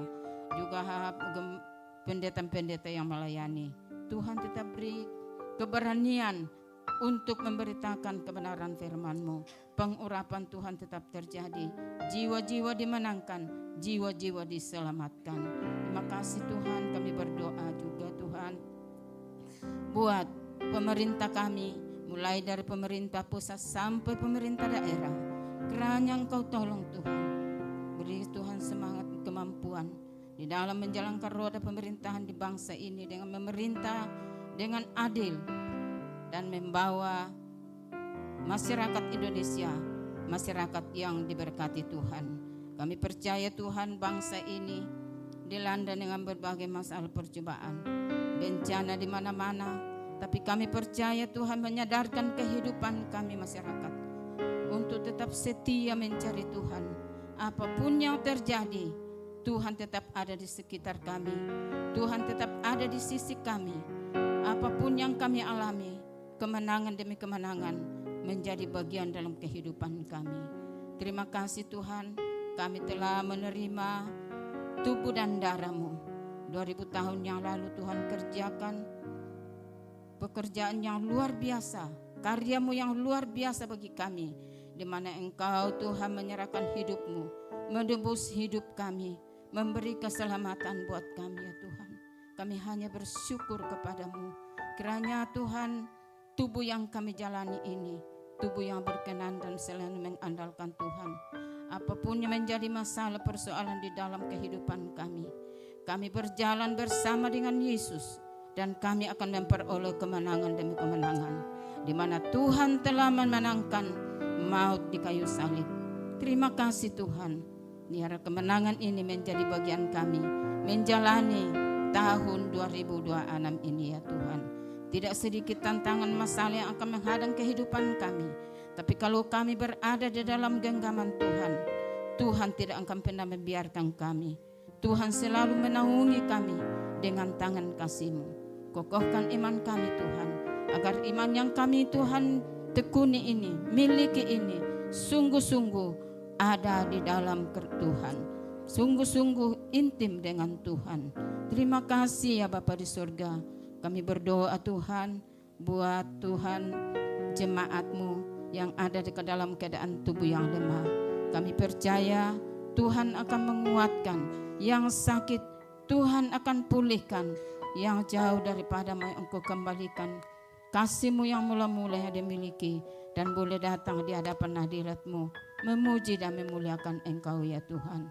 Terpujilah nama-Mu ya Bapa di surga. Kami berdoa buat ibadah sebentar Tuhan, ibadah kedua dan ketiga. Kami tetap bertaruh sepenuhnya ke dalam tangan-Mu Tuhan. Kiranya ibadah ini Tuhan campur tangan jemaat-jemaat yang akan datang beribadah. Tuhan tolong sertai di perjalanan tiba dengan selamat. Tuhan pelayan yang ambil bagian Tuhan di ibadah 2, ibadah 3. Kiranya Engkau tetap urapi mereka Tuhan, karunia dengan kuatan kesehatan daripada-Mu. Biarlah Tuhan pelayan ini sungguh-sungguh datang karena rindu-Mu melayani Tuhan, mau menjadi berkat. Terpujilah nama-Mu ya Bapa di surga. Kami serahkan seluruh hidup kami ke dalam tangan-Mu. Kiranya Tuhan tetap ada dimanapun kami berada, dan mata Tuhan tetap tertuju kepada kami, mengawasi keberadaan kami ya Tuhan. Terima kasih Tuhan, ini doa kami. Kami hanya bertaruh sepenuhnya ke dalam tangan-Mu. Kiranya Tuhan menyempurnakan, dan ini doa kami. Kami Tuhan akan berdoa sesuai dengan doa yang diajarkan kami kepada dari Tuhan. Bapa kami yang berada dalam surga, dikuduskanlah nama-Mu, datanglah kerajaan-Mu, jadilah kehendak-Mu di bumi seperti di surga. Berikanlah kami pada hari ini makanan kami yang secukupnya, dan ampunilah kami akan kesalahan kami, seperti kami juga mengampuni orang yang bersalah kepada kami. Dan jangan membawa kami ke dalam cobaan, kami daripada yang jahat, karena Engkau-lah yang punya kerajaan dan kuasa dan kemuliaan sampai selama-lamanya. Mari kita angkat tangan kita kedua-duanya dan dengarkan firman Tuhan.